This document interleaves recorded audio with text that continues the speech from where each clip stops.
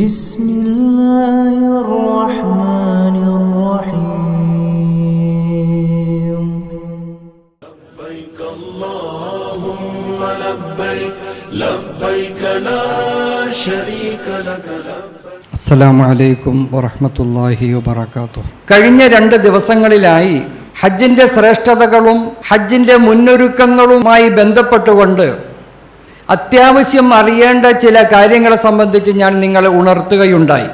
ഈ മുന്നൊരുക്കങ്ങളുമായി ബന്ധപ്പെട്ട് ഇനി അറിയേണ്ട ചില കാര്യങ്ങൾ, അതിൽപ്പെട്ട ഒന്നാണ് നാം യാത്രക്ക് തൊട്ട് മുമ്പ് നമ്മുടെ നമസ്കാരത്തിൻ്റെ വിഷയങ്ങളിൽ വീഴ്ച വരാതിരിക്കുന്നതിന് വേണ്ടി. കാരണം ഹജ്ജ് എന്ന് പറയുന്ന മഹത്തായ ഒരു അമലിലേക്ക് പോകുമ്പോൾ നമസ്കാരാദി കാര്യങ്ങളെ നഷ്ടപ്പെടുത്തിക്കൊണ്ടുള്ള യാത്ര എന്നത് തീർച്ചയായും അല്ലാഹു ഇഷ്ടപ്പെടുന്നതല്ല. നമ്മുടെ അമലിന് കോട്ടം വരുന്നതാണ്. ആയതുകൊണ്ട് അതിൽ വീഴ്ച വരാതെയും വരുത്താതെയും ഇരിക്കുന്നതിന് വേണ്ടി വിശുദ്ധമായ ഇസ്ലാം, പരിശുദ്ധമായ ഇസ്ലാം നമുക്ക് ചില യാത്രയുമായി ബന്ധപ്പെട്ട ചില ആനുകൂല്യങ്ങൾ നിശ്ചയിച്ചു തന്നിട്ടുണ്ട്. യാത്രയുമായി ബന്ധപ്പെട്ട്, നമസ്കാരവുമായി ബന്ധപ്പെട്ട് ചില ആനുകൂല്യങ്ങൾ നമുക്ക് നൽകിയിട്ടുണ്ട്. ആ ആനുകൂല്യത്തിൻ്റെ രീതികളും സ്വഭാവങ്ങളും നാം അറിഞ്ഞ് പഠിച്ചിരിക്കുമ്പോൾ മാത്രമാണ് അതിൽ വീഴ്ച വരാതെ നമുക്ക് സൂക്ഷിക്കാൻ പറ്റുകയുള്ളൂ. കാരണം നാം വീട്ടിൽ നിന്ന് ഇറങ്ങിയത് മുതൽ എല്ലാ സ്ഥലങ്ങളിലും വെച്ച് സമയാസമയങ്ങളിൽ നമുക്ക് നമസ്കരിക്കാൻ സൗകര്യം കിട്ടി എന്ന് വരില്ല. ചില സമയങ്ങൾ നിസ്കരിക്കാൻ ടൈമേ കിട്ടുകയില്ല. ഇങ്ങനെയുള്ള സാഹചര്യത്തിൽ നാം അതിന് പരിഹാരം എന്താണ് ചെയ്യേണ്ടത്? ഇത് ഹാജിമാർക്ക് മാത്രമുള്ള പ്രത്യേകതയല്ല. അത് ഹാജിമാർക്ക് മാത്രമുള്ള യാത്രയുടെ ആനുകൂല്യം എന്നത് ഹാജിമാർക്ക് മാത്രം പ്രത്യേകതയുള്ളതല്ല. പിന്നെയോ മുഅ്മിനീങ്ങളായ മുസ്ലിമീങ്ങളായ യാത്രക്കാരായ ആളുകൾ ആരൊക്കെയുണ്ടോ അവർക്കുള്ളതാണ്. അപ്പോൾ അത് ഹാജിമാർക്ക് മാത്രം പഠിച്ചാൽ മതി, അല്ലാത്തൊരു പഠിക്കേണ്ടെന്ന് അർത്ഥമൊന്നുമില്ല. എല്ലാവരും പഠിക്കേണ്ട യാത്രയുമായി ബന്ധപ്പെട്ട കാര്യങ്ങളിൽ പഠിക്കൽ അത്യന്താപേക്ഷിതമായ, ഒഴിച്ചുകൂടാൻ പറ്റാത്ത ഒരു അമലായി നാം ഇതിനെ കാണുക. സത്യത്തിൽ ജംഉം കസ്റും എന്ന് പറയുന്ന യാത്രയുടെ ആനുകൂല്യങ്ങളുമായി ബന്ധപ്പെട്ട ഈ സബ്ജക്റ്റ് നിങ്ങളുടെ മുമ്പിൽ ഞാൻ വെക്കുമ്പോൾ പൊതുവേ പല ആളുകളും എത്ര പറഞ്ഞാലും അത് മനസ്സിലാകാത്ത ഒരവസ്ഥയിൽ കിടന്ന് കറങ്ങിത്തിരിയുന്നൊരവസ്ഥ വരാറുണ്ട്. എങ്ങനെയൊക്കെ പറഞ്ഞാലും അതെന്താ അങ്ങനെ, അതെന്താ ഇങ്ങനെ എന്ന് പറയും. ഒന്നുമില്ല. വെറും നിസ്സാരം നമുക്ക് മനസ്സിലാക്കാൻ പറ്റുന്ന കാര്യങ്ങളേ ഉള്ളൂ. നിസ്സാരം നമുക്ക് മനസ്സിലാക്കാൻ പറ്റുന്ന കാര്യങ്ങളേയുള്ളൂ. ഈ യാത്രയിൽ ഞാനൊരു ഉദാഹരണം പറയുന്നു. ഈ യാത്രയിൽ നിങ്ങളോടൊപ്പമുള്ള അമീർ അല്ലെങ്കിൽ നിങ്ങളുടെ കൂടെ സഞ്ചരിക്കുന്ന ഒരാൾ പറയുന്നു, നിങ്ങൾ നമസ്കാരം ജംആക്ക് നിസ്കരിക്കണം കേട്ടോ എന്ന് പറയും. വേറെ ഒന്നും പറയില്ല. കാരണം പറയാൻ അവസരങ്ങളും സന്ദർഭങ്ങളും ഇല്ല. നിങ്ങൾ നമസ്കരിക്കുന്നത് ജംആക്ക് നിസ്കരിക്കണം. ഒന്നുകിൽ മുന്തിച്ച് നിങ്ങൾ നിസ്കരിക്കണം, അല്ലെങ്കിൽ പിന്തിച്ച് നിങ്ങൾ നിസ്കരിക്കണം, കസറാക്കി നിസ്കരിക്കണം എന്നൊക്കെ അവിടെ വിളിച്ചു പറയും. അതേ ഉള്ളൂ. എന്ത് കസറ്, എന്ത് ജംഅ്, എന്ത് മുന്തിക്കൽ, എന്ത് പിന്തിക്കൽ, ഇതൊന്നും അറിയാത്ത ആളുകൾക്ക് വലിയ പ്രശ്നമാണല്ലോ അത്. ആയതുകൊണ്ട് അല്പം ഗൗരവത്തോടെ ശ്രദ്ധയോടുകൂടെ നിങ്ങൾ എൻ്റെ സംസാരമൊന്ന് ശ്രദ്ധിക്കുകയാണെങ്കിൽ വളരെ എളുപ്പത്തിൽ സിമ്പിളായി മനസ്സിലാക്കാൻ പറ്റുന്ന കാര്യമേ ഉള്ളൂ. മനസ്സിലാക്കുക, ഈ യാത്രയിലെ ഈ ആനുകൂല്യം എന്നത് എല്ലാ യാത്രയിലും ഇല്ല. അത് പ്രത്യേകമായ ചില യാത്രകളിലാണ് പരിശുദ്ധമായ ഇസ്ലാം നമുക്ക് നിശ്ചയിച്ചു തന്ന ഈ ആനുകൂല്യം ഉള്ളത്. അത് ജംആക്കുക എന്നതും കസറാക്കുക എന്നതും. ജംഅ് കസർ പറഞ്ഞുതരാം ഇൻഷാ അല്ലാഹ്. ഇത് എല്ലാ യാത്രയിലും ഇല്ല, പ്രത്യേകമായ യാത്രകളിൽ മാത്രമേ ഉള്ളൂ. ഏതാണ് ആ പ്രത്യേകമായ യാത്ര?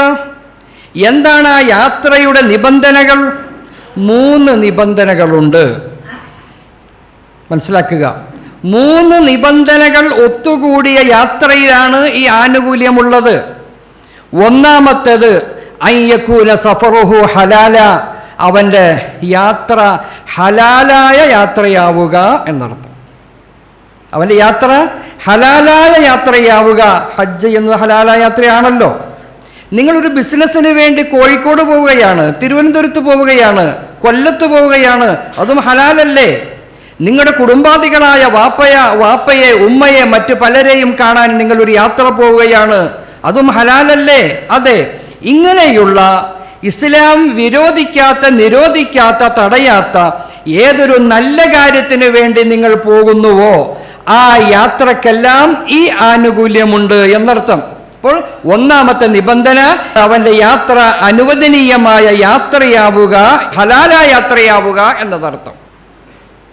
അതായത് അപ്പൊ അനുവദനീയമല്ലാത്ത യാത്ര ഏതാ? അവധിയെത്തിയ കടക്കാരനായ ഒരാളിൽ നിന്നും ഒളിച്ചോടിക്കൊണ്ട് യാത്ര പോകുന്നു.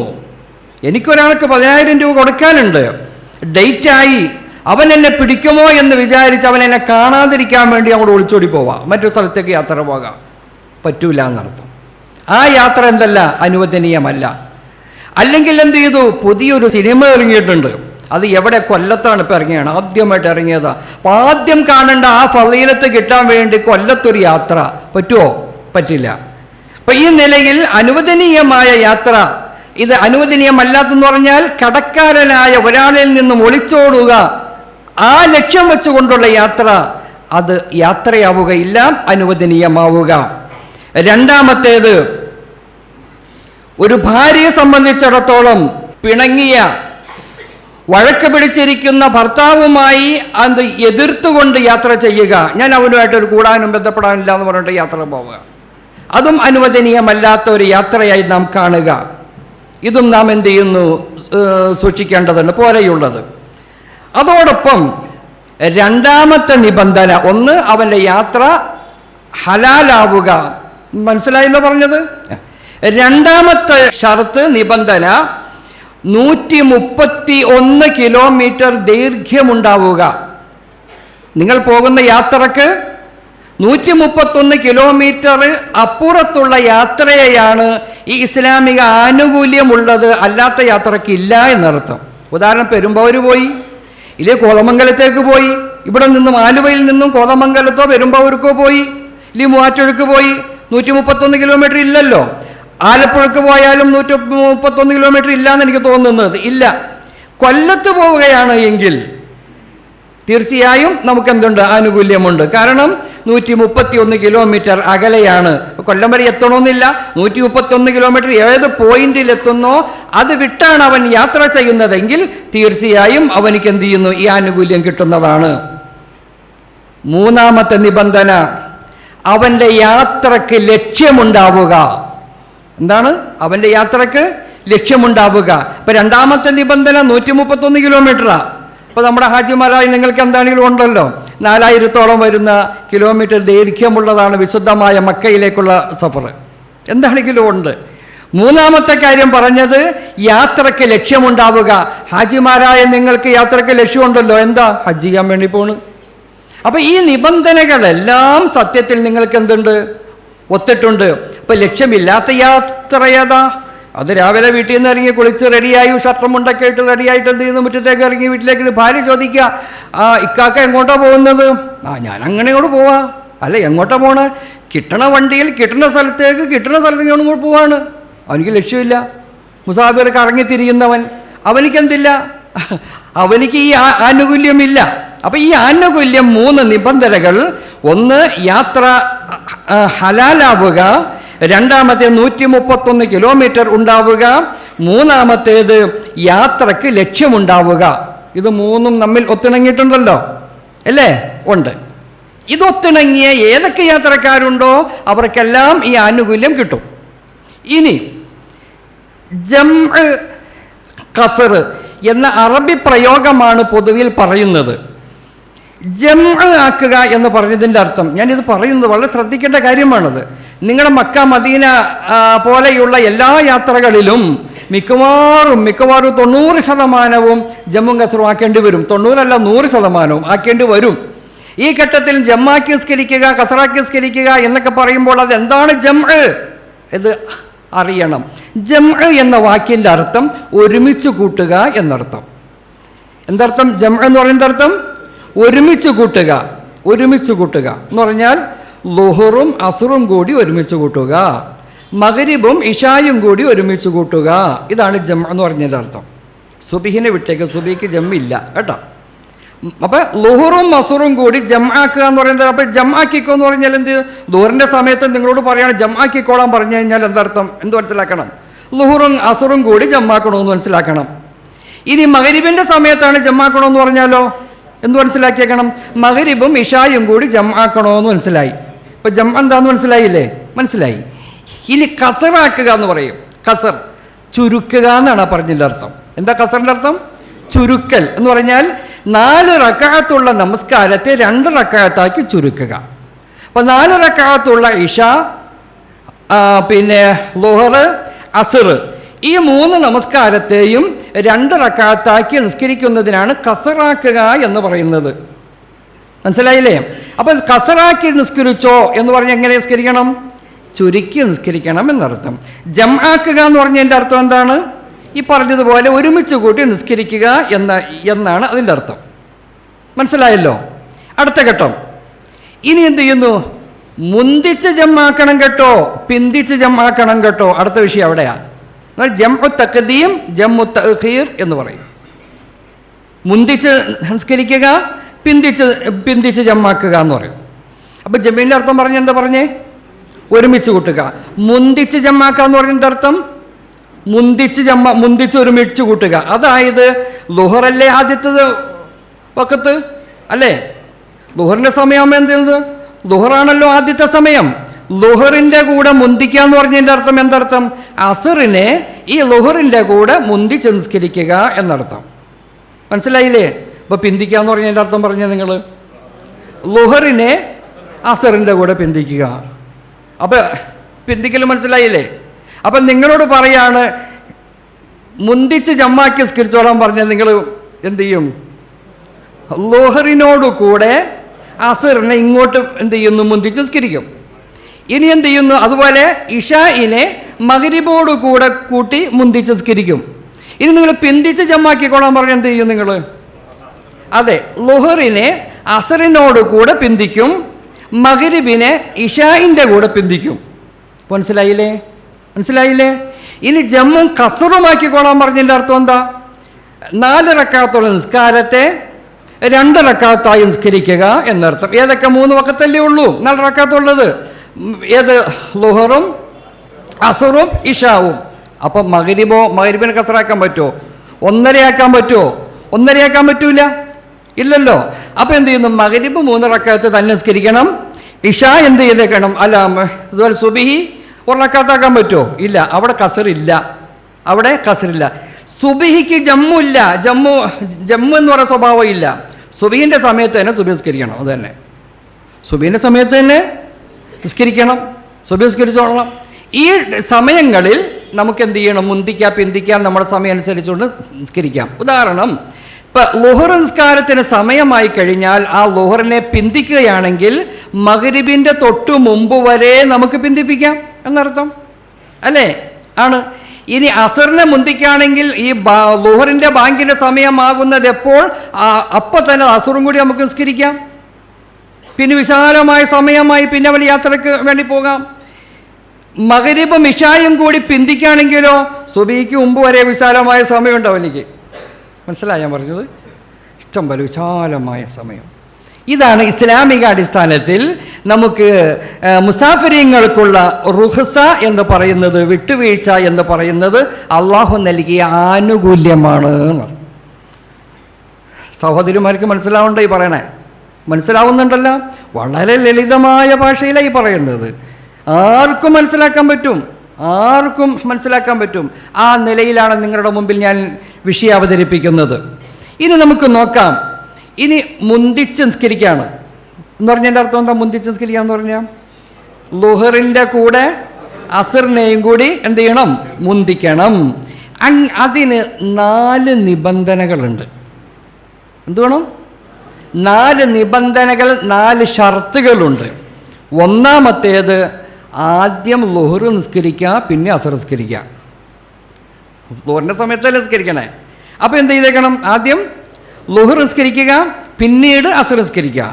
മുന്തിക്കുന്ന സമയത്ത് ആദ്യം അസർ നിസ്കരിച്ചിട്ട് പിന്നെ ളുഹർ നിസ്കരിക്കാൻ പറ്റുമോ? പറ്റൂല. ആദ്യം ളുഹർ നിസ്കരിക്കുക, പിന്നീട് അസർ നിസ്കരിക്കുക. രണ്ടാമത്തേത് ഞാൻ ജംആക്കുന്നു എന്ന് കരുതുക. എന്താർത്ഥം?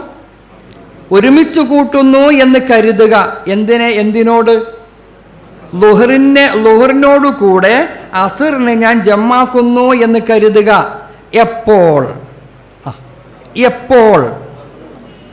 അല്ല, അസറിന് മുമ്പല്ല. ളുഹർ നിസ്കരിക്കാൻ വേണ്ടി അല്ലാഹു അക്ബർ പറഞ്ഞ് കൈകെട്ടുക. എങ്ങനെ? ളുഹർ നിസ്കാരത്തെ ഞാൻ ചുരുക്കി നിസ്കരിക്കുന്നു എന്ന നിയ്യത്തോടുകൂടെ ളുഹറിനെ എന്ത് ചെയ്തു?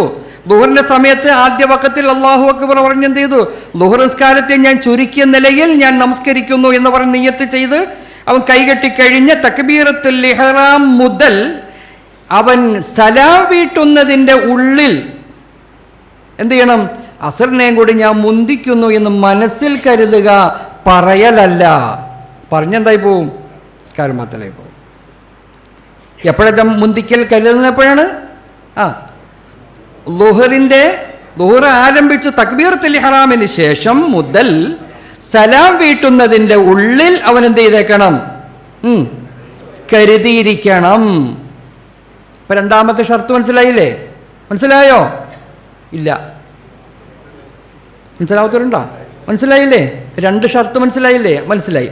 ഇനി മൂന്നാമത്തേത് തുടർച്ചയായി ചെയ്യുക. അറിയാലോ, ളുഹർ നിസ്കരിച്ച് കഴിഞ്ഞാൽ ഉടനെ മറ്റതും കൂടി നിസ്കരിച്ചേക്കണം. ഏത്? അസർ. മഗ്‌രിബ് നിസ്കരിച്ച് കഴിഞ്ഞാൽ ഉടനെ തന്നെ എന്ത് ചെയ്തേക്കണം? ഇശായോട് കൂടി നിസ്കരിച്ചേക്കണം. പിന്നെ കുറേ കഴിഞ്ഞിട്ട് ഇശാ നിസ്കരിച്ചാൽ പറ്റൂല. എന്ത് ചെയ്തേക്കണം? ഉടനെ തന്നെ എന്ത് ചെയ്തേക്കണം? അത് ഉടനെ തന്നെ നിസ്കരിക്കുക. 3. നാലാമത്തേത് രണ്ടാമത്തെ നിസ്കാരം ഉണ്ടല്ലോ. ഏതാത്? അസർ അല്ലെങ്കിൽ ഇഷ. ഏതാണ് രണ്ടാമത്തെ നിസ്കാരം? ഏതാ?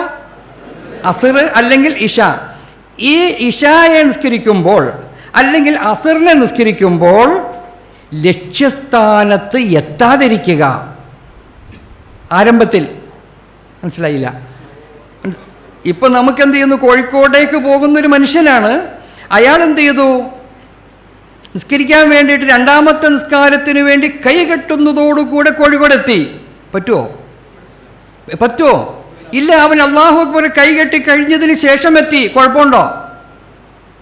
കൈകെട്ടി കഴിഞ്ഞതിന് ശേഷം അവൻ എത്തി. കുഴപ്പമുണ്ടോ? ഇല്ല. ആരംഭത്തിൽ എന്ത് ചെയ്യാൻ പാടില്ല? എത്താൻ പാടില്ല. അതിനുശേഷം അവൻ എത്തിക്കോട്ടെ, കുഴപ്പമില്ല. മനസ്സിലായ? 4 നിബന്ധനകൾ. ഒന്നാമത്തെ പറഞ്ഞേ, ആദ്യം ളുഹർ നിസ്കരിക്കുക. രണ്ടാമത്തേത് ജംഇനെ കരുതുക എന്ന് പറഞ്ഞാൽ ഒരുമിച്ച് കൂട്ടലിനെ കരുതുക. എപ്പോഴാണ്? മുന്തിച്ച് നിസ്കരിക്കുന്നതിനെ പറ്റിയാണോ ഈ നമ്മുടെ വിഷയം? കെട്ടിയതിന് ശേഷം, കെട്ടുന്നതിന് മുമ്പല്ല, കൈകെട്ടിയത് മുതൽക്ക് സലാം എഴുന്നതിൻ്റെ ഉള്ളിൽ അസറിനെ അല്ലെങ്കിൽ ഇഷാഇനെ ഞാൻ മുന്തിക്കുന്നു എന്ന് കരുതുക. മൂന്നാമത്തേത് എന്താണ്? തുടർച്ചയായി ചെയ്യുക. ളുഹർ നിസ്കരിച്ച് കഴിഞ്ഞാൽ ഉടനെ തന്നെ അസറും കൂടെ നിസ്കരിച്ചേക്കണം. നാലാമത്തേത് എന്താണ്? രണ്ടാമത്തെ നിസ്കാരത്തിൻ്റെ ആരംഭം എവിടെയായിരിക്കണം? യാത്രയിൽ തന്നെയാവുക. ലക്ഷ്യസ്ഥാനത്ത് എത്തരുത്. രണ്ടാമത്തെ നിസ്കാരത്തിൻ്റെ ആരംഭം യാത്രയിൽ തന്നെ എന്ത് ചെയ്യുക? ആവുക. അതിനുശേഷം അസറിൻ്റെ ടൈം ആയിക്കോട്ടെ, ബാങ്ക് വിളിച്ചോട്ടെ, ഇക്കാമത്തോടത്തോട്ടെ, ഇതൊന്നും നമ്മൾ നോക്കേണ്ട ആവശ്യമില്ല. എന്ത് ചെയ്തു? യാത്രയിൽ തന്നെയാവുക. യാത്ര ഈ കൈകെട്ടി കഴിഞ്ഞതിന് ശേഷം ഉടനെ തന്നെ എന്ത് ചെയ്തു? ആ ബൗണ്ടറിയിലേക്ക് എത്തി. കോഴിക്കോടിൻ്റെ ആ ബൗണ്ടറിയിലേക്ക് എത്തി. ലാബോസ്, കുഴപ്പമില്ല. ഇങ്ങനെ 4 നിബന്ധനകളാണ് മുന്തിച്ച് നിസ്കരിക്കുന്നതിൻ്റെ നിബന്ധനകൾ. മനസ്സിലായല്ലോ? ഇനി പിന്തിച്ച് നിസ്കരിക്കുന്നതിൻ്റെ നിബന്ധനകൾ 2 എണ്ണമുണ്ട്. ഇനി എന്ത് ചെയ്തു? പിന്തിക്കാന്ന് പറഞ്ഞതിൻ്റെ അർത്ഥം എന്താ? ളുഹറിനെ അസറിൻ്റെ കൂടെ പിന്തിക്കുക, അല്ലെങ്കിൽ മഗ്‌രിബിനെ ഇശാഇൻ്റെ കൂടെ പിന്തിപ്പിക്കുക. ഇങ്ങനെയാണെങ്കിൽ എന്ത് ചെയ്യണം? അതിൻ്റെ നിബന്ധന ഒന്നാമത്തേത്, അവൻ യാത്രയിൽ തന്നെയാവുക. എന്ത്? ഇവൻ്റെ പിന്തിച്ച് അസറായപ്പോഴേക്കും നാട്ടിലെത്തി. ളുഹറിന് എന്ത് ചെയ്തു? അസറിൻ്റെ കൂടെ പിന്തിക്കാൻ വേണ്ടി കരുതിയൊക്കെ വച്ചേരുന്നതാ. ചങ്ങാതി എന്ത് ചെയ്തു? അസറിൻ്റെ സമയപ്പോഴൊക്കെ എവിടെ എത്തി? ഇവൻ ളുഹർ നിസ്കരിച്ചിട്ടില്ലെന്ന്. എന്ത് ചെയ്തു? ളുഹറിനെ അസറിൻ്റെ കൂടെ പിന്തിപ്പിക്കാമെന്ന് പറഞ്ഞിട്ട് പിന്തിച്ചൊക്കെ വച്ചേരുന്ന സംഗതി എവിടെ എത്തിപ്പോയി? നാട്ടിലെത്തിപ്പോയി, ലക്ഷ്യസ്ഥാനത്ത് എത്തിപ്പോയി. പറ്റൂല. പറ്റൂല. പിന്നെ എന്ത് ചെയ്യണം? യാത്രയിൽ തന്നെ ആവുക. രണ്ടാമത്തേത്, ആദ്യത്തെ നിസ്കാരത്തിൻ്റെ സമയമില്ലേ? ഏതാത്? ളുഹറിൻ്റെ സമയം എപ്പോൾ മുതൽ എപ്പോൾ വരെയാ ളുഹറിൻ്റെ സമയം? 12:30 മുതൽ 3:30 വരെ സങ്കല്പിച്ചോ നിങ്ങൾ. 12:30 മുതൽ 3:30 വരെ എന്ന് ളുഹറിൻ്റെ സമയം സങ്കല്പിക്കുക. ഈ 3:30-ക്കുള്ളിൽ എന്ത് ചെയ്യണം? നീ കരുതിയിരിക്കണം, ഞാൻ എൻ്റെ ളുഹറിനെ അസറിൻ്റെ കൂടെ പിന്തിപ്പിക്കുന്നു എന്ന് കരുതിയിരിക്കണം. മനസ്സിലായ? അതുപോലെ മഗ്രിബിൻ്റെ സമയം എപ്പോൾ തീരും? 7:45 7:45 തീരും. ആ 45-ൻ്റെ ഉള്ളിൽ ഈ മഗ്രിബിനെ എന്ത് ചെയ്തേക്കണം? ഞാൻ ഇശാന്റെ കൂടെ പിന്തിപ്പിക്കാൻ വേണ്ടി കരുതി എന്ന് കരുതണം. ഇല്ലെങ്കിൽ പിന്നെ സമയം കഴിഞ്ഞാൽ ഖളായായി പോയില്ലേ? സമയം കഴിഞ്ഞ എന്തായി പോയി? ഖളായായി പോയി. പിന്നെ പറഞ്ഞിട്ട് കാര്യമില്ല. അപ്പം ഈ പറഞ്ഞ നിലയിലാണ് കാര്യങ്ങൾ നീക്കേണ്ടത്. ഏകദേശമൊക്കെ ഒന്ന് മനസ്സിലായില്ലേ? അൽഹംദുലില്ലാ. ഇനി നമുക്കൊരു കാര്യം ചെയ്യാം, നമുക്കൊന്ന് കോഴിക്കോട് വരെ ഒന്ന് പോകാം. റെഡിയാണ് എല്ലാവരും? ശരി, ഇൻഷാ അല്ലാ. നമ്മളെല്ലാവരും കൂടി ഒരു ബസ്സിൽ കയറ്റി എന്ത് ചെയ്തു? നിങ്ങളെ ഞാൻ കൊണ്ടുപോകാണ്. ആലുവയിൽ നിന്നാണ് നമ്മുടെ യാത്ര സങ്കല്പിക്കുക. തോട്ടക്കാട്ടിലെ പാലം ഉണ്ടല്ലോ, മാർത്താണ്ഡവർമ്മ പാലം. ആ മാർത്താണ്ഡവർമ്മ പാലം കഴിഞ്ഞത് മുതൽക്ക് മറ്റൊരു നാടാണ്. ഏതാണ്? നിങ്ങളൊക്കെ ആലുവക്കാരാണ്. നിങ്ങളെല്ലാവരെയും കൂടി ഞാനൊരു വണ്ടി കയറ്റി ബസ്സിൽ കയറ്റിയിട്ട് ഞാൻ അമീറാണെന്ന് സങ്കല്പിച്ചോ. എന്നിട്ട് എന്ത് ചെയ്യും? നമുക്കിങ്ങനെ കോഴിക്കോട് പോകാമെന്ന് പറഞ്ഞ് എല്ലാവരും കൂടി കൂട്ടിക്കയറ്റി ഞാൻ എന്ത് ചെയ്ത് കൊണ്ടുപോവാണ്. അപ്പോൾ ളുഹറിൻ്റെ സമയമാകുന്നു. എവിടെ എത്തിയപ്പോൾ ഈ പാലം കഴിഞ്ഞ് തൊട്ടപ്പുറത്ത് തോട്ടക്കാട്ടുകാരുടെ ബദറുൽ ഹുദ മസ്ജിദ് തൊട്ട് ചേർന്നുള്ള പള്ളിയാണ് ബദറുൽ ഹുദ മസ്ജിദ്. ആ ബൗണ്ടറി കടക്കുന്നതോടുകൂടെ ളുഹറിൻ്റെ ബാങ്ക് കേൾക്കുന്നു. ഞാൻ ഉടനെ തന്നെ നിങ്ങളോട് പറയാണ്, ഒരു കാര്യം ചെയ്യാം, നമുക്ക് മുന്തിച്ച് ജമ്മാക്കാം. എപ്പോഴാണ് യാത്ര? ളുഹറിൻ്റെ സമയത്താണ്.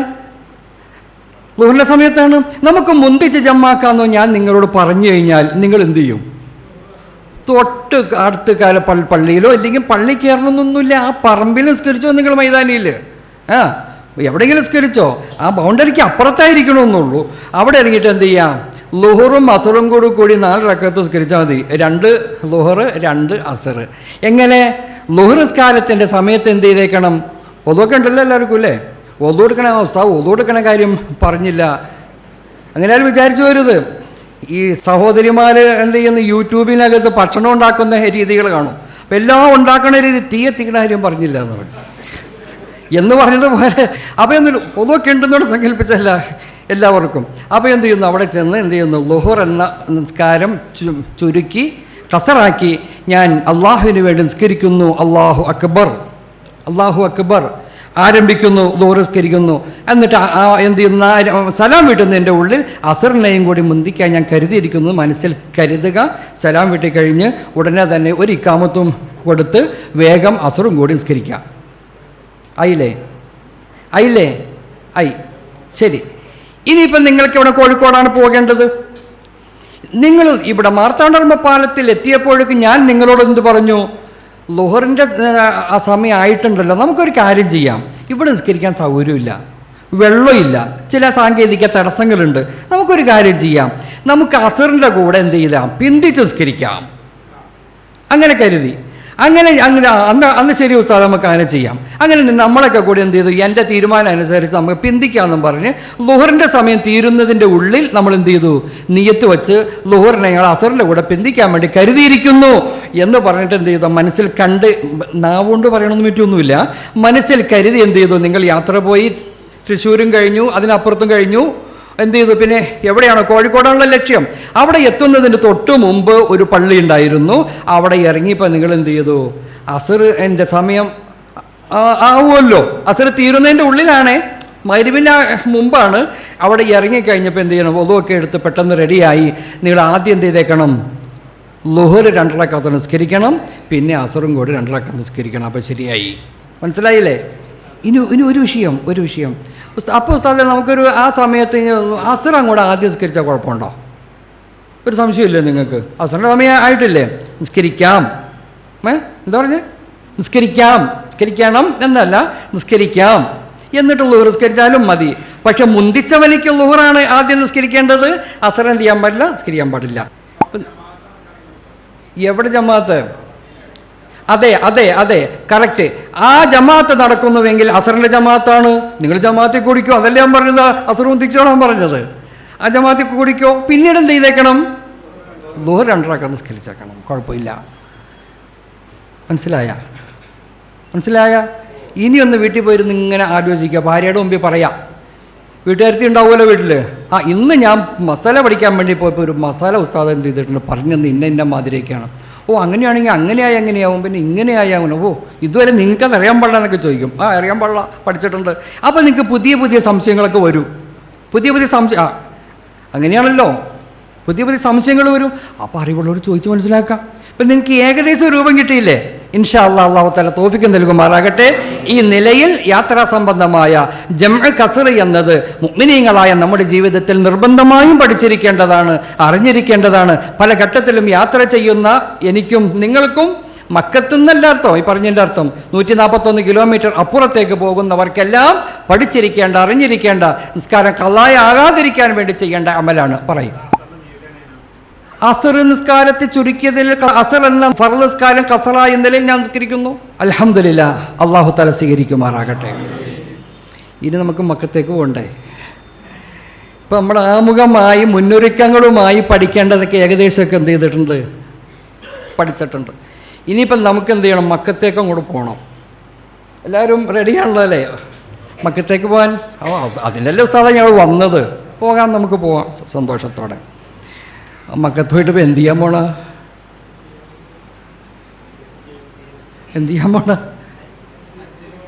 ഹജ്ജിന് പോണത്, ഉംറക്ക് പോണത്.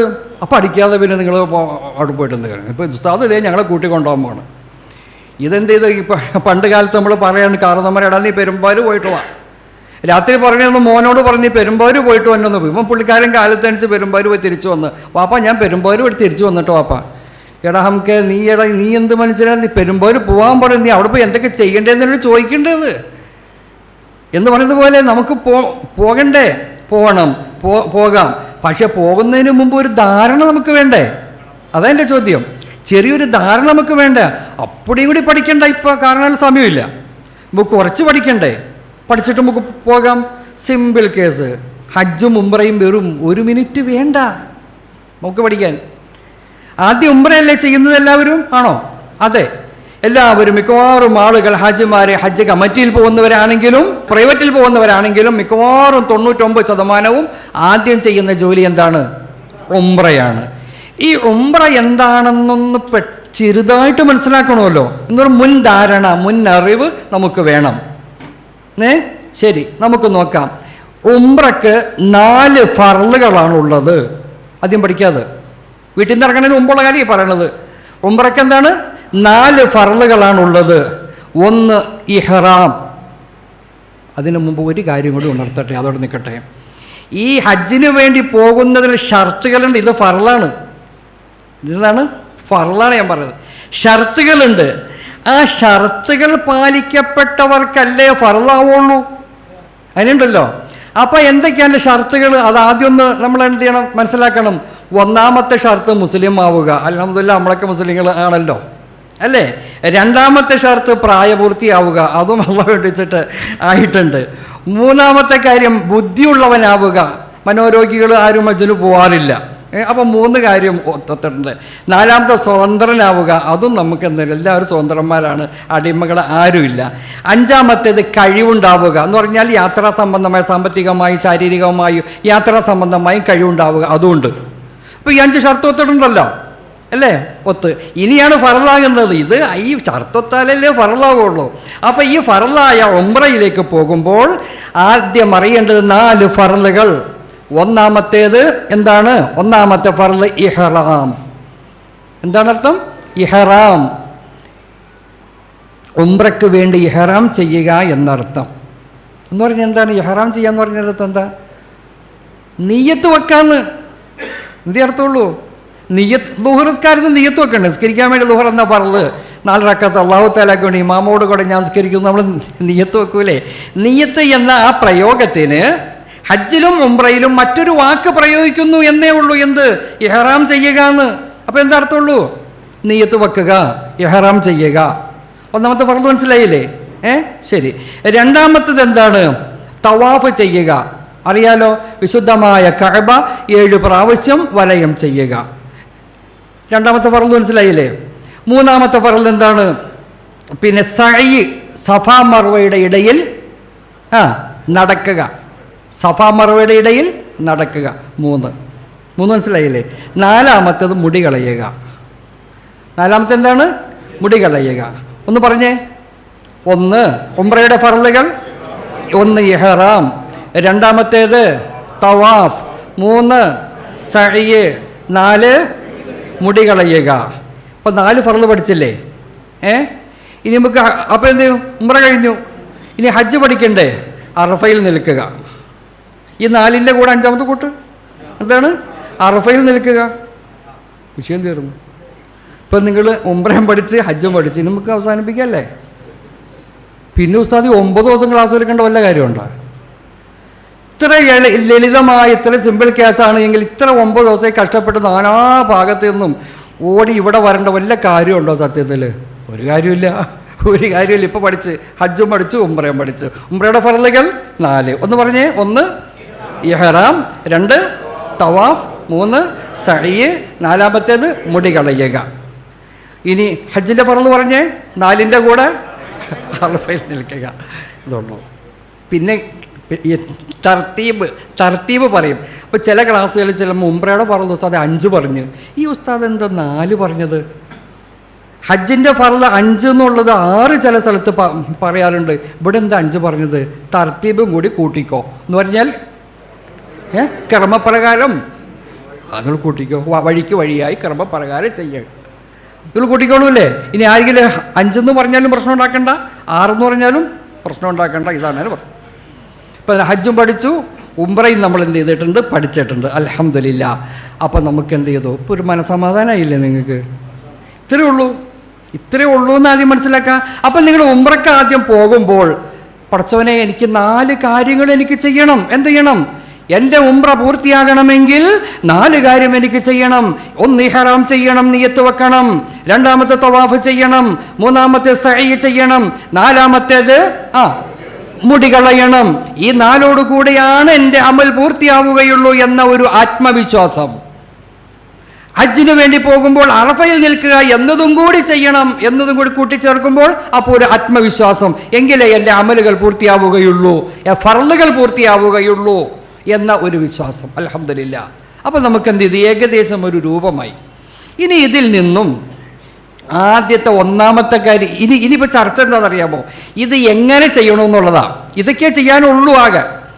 ഇനി ഇത് എങ്ങനെ ചെയ്യണം എന്നതാണ് അടുത്ത ചോദ്യം. അതല്ലേ ഉള്ളത്? അതെ. അതിന് ചില നിയമങ്ങളും ചില സ്വഭാവങ്ങളും ചില രീതികളുമുണ്ട്. ളുഹറിന് ബാങ്ക് വിളിച്ചു, നമസ്കാരത്തിന് ബാങ്ക് വിളിച്ചു. ഇതേ സമയമായി, പോയി നിസ്കരിച്ചോളാൻ പറയാൻ നിങ്ങൾ എന്ത് ചെയ്യും? ഓടിപ്പോയിട്ട് ഉസല്ലി ഫർളു ദുഹരി 4 റക്അത്തിൻ മുതവജ്ജിൽ ഖിബ്ലത്തി അദാഇല്ലാഹി തആല അല്ലാഹു അക്ബർ. നിസ്കാരം ശരിയാവോ? ഇല്ല. എന്തുകൊണ്ട്? അതിന് മുമ്പേ ചെയ്യേണ്ട കുറേ കാര്യങ്ങളൊക്കെ ഉണ്ട്. അത് നമ്മൾ എന്ത് ചെയ്യണം എന്നതുപോലെ ഇഹ്റാം എന്ന് പറയുന്ന കാര്യത്തിലേക്ക് കടക്കുന്നതിന് മുമ്പ് എന്ത് ചെയ്യണം? കുറച്ച് കാര്യങ്ങൾ നിങ്ങൾ എന്ത് ചെയ്യണം? ചെയ്യാനുണ്ട്. ആ കാര്യങ്ങൾ എന്തെല്ലാമാണ് എന്നാണ് നമ്മൾ എന്ത് ചെയ്യണം? മനസ്സിലാക്കേണ്ടത്.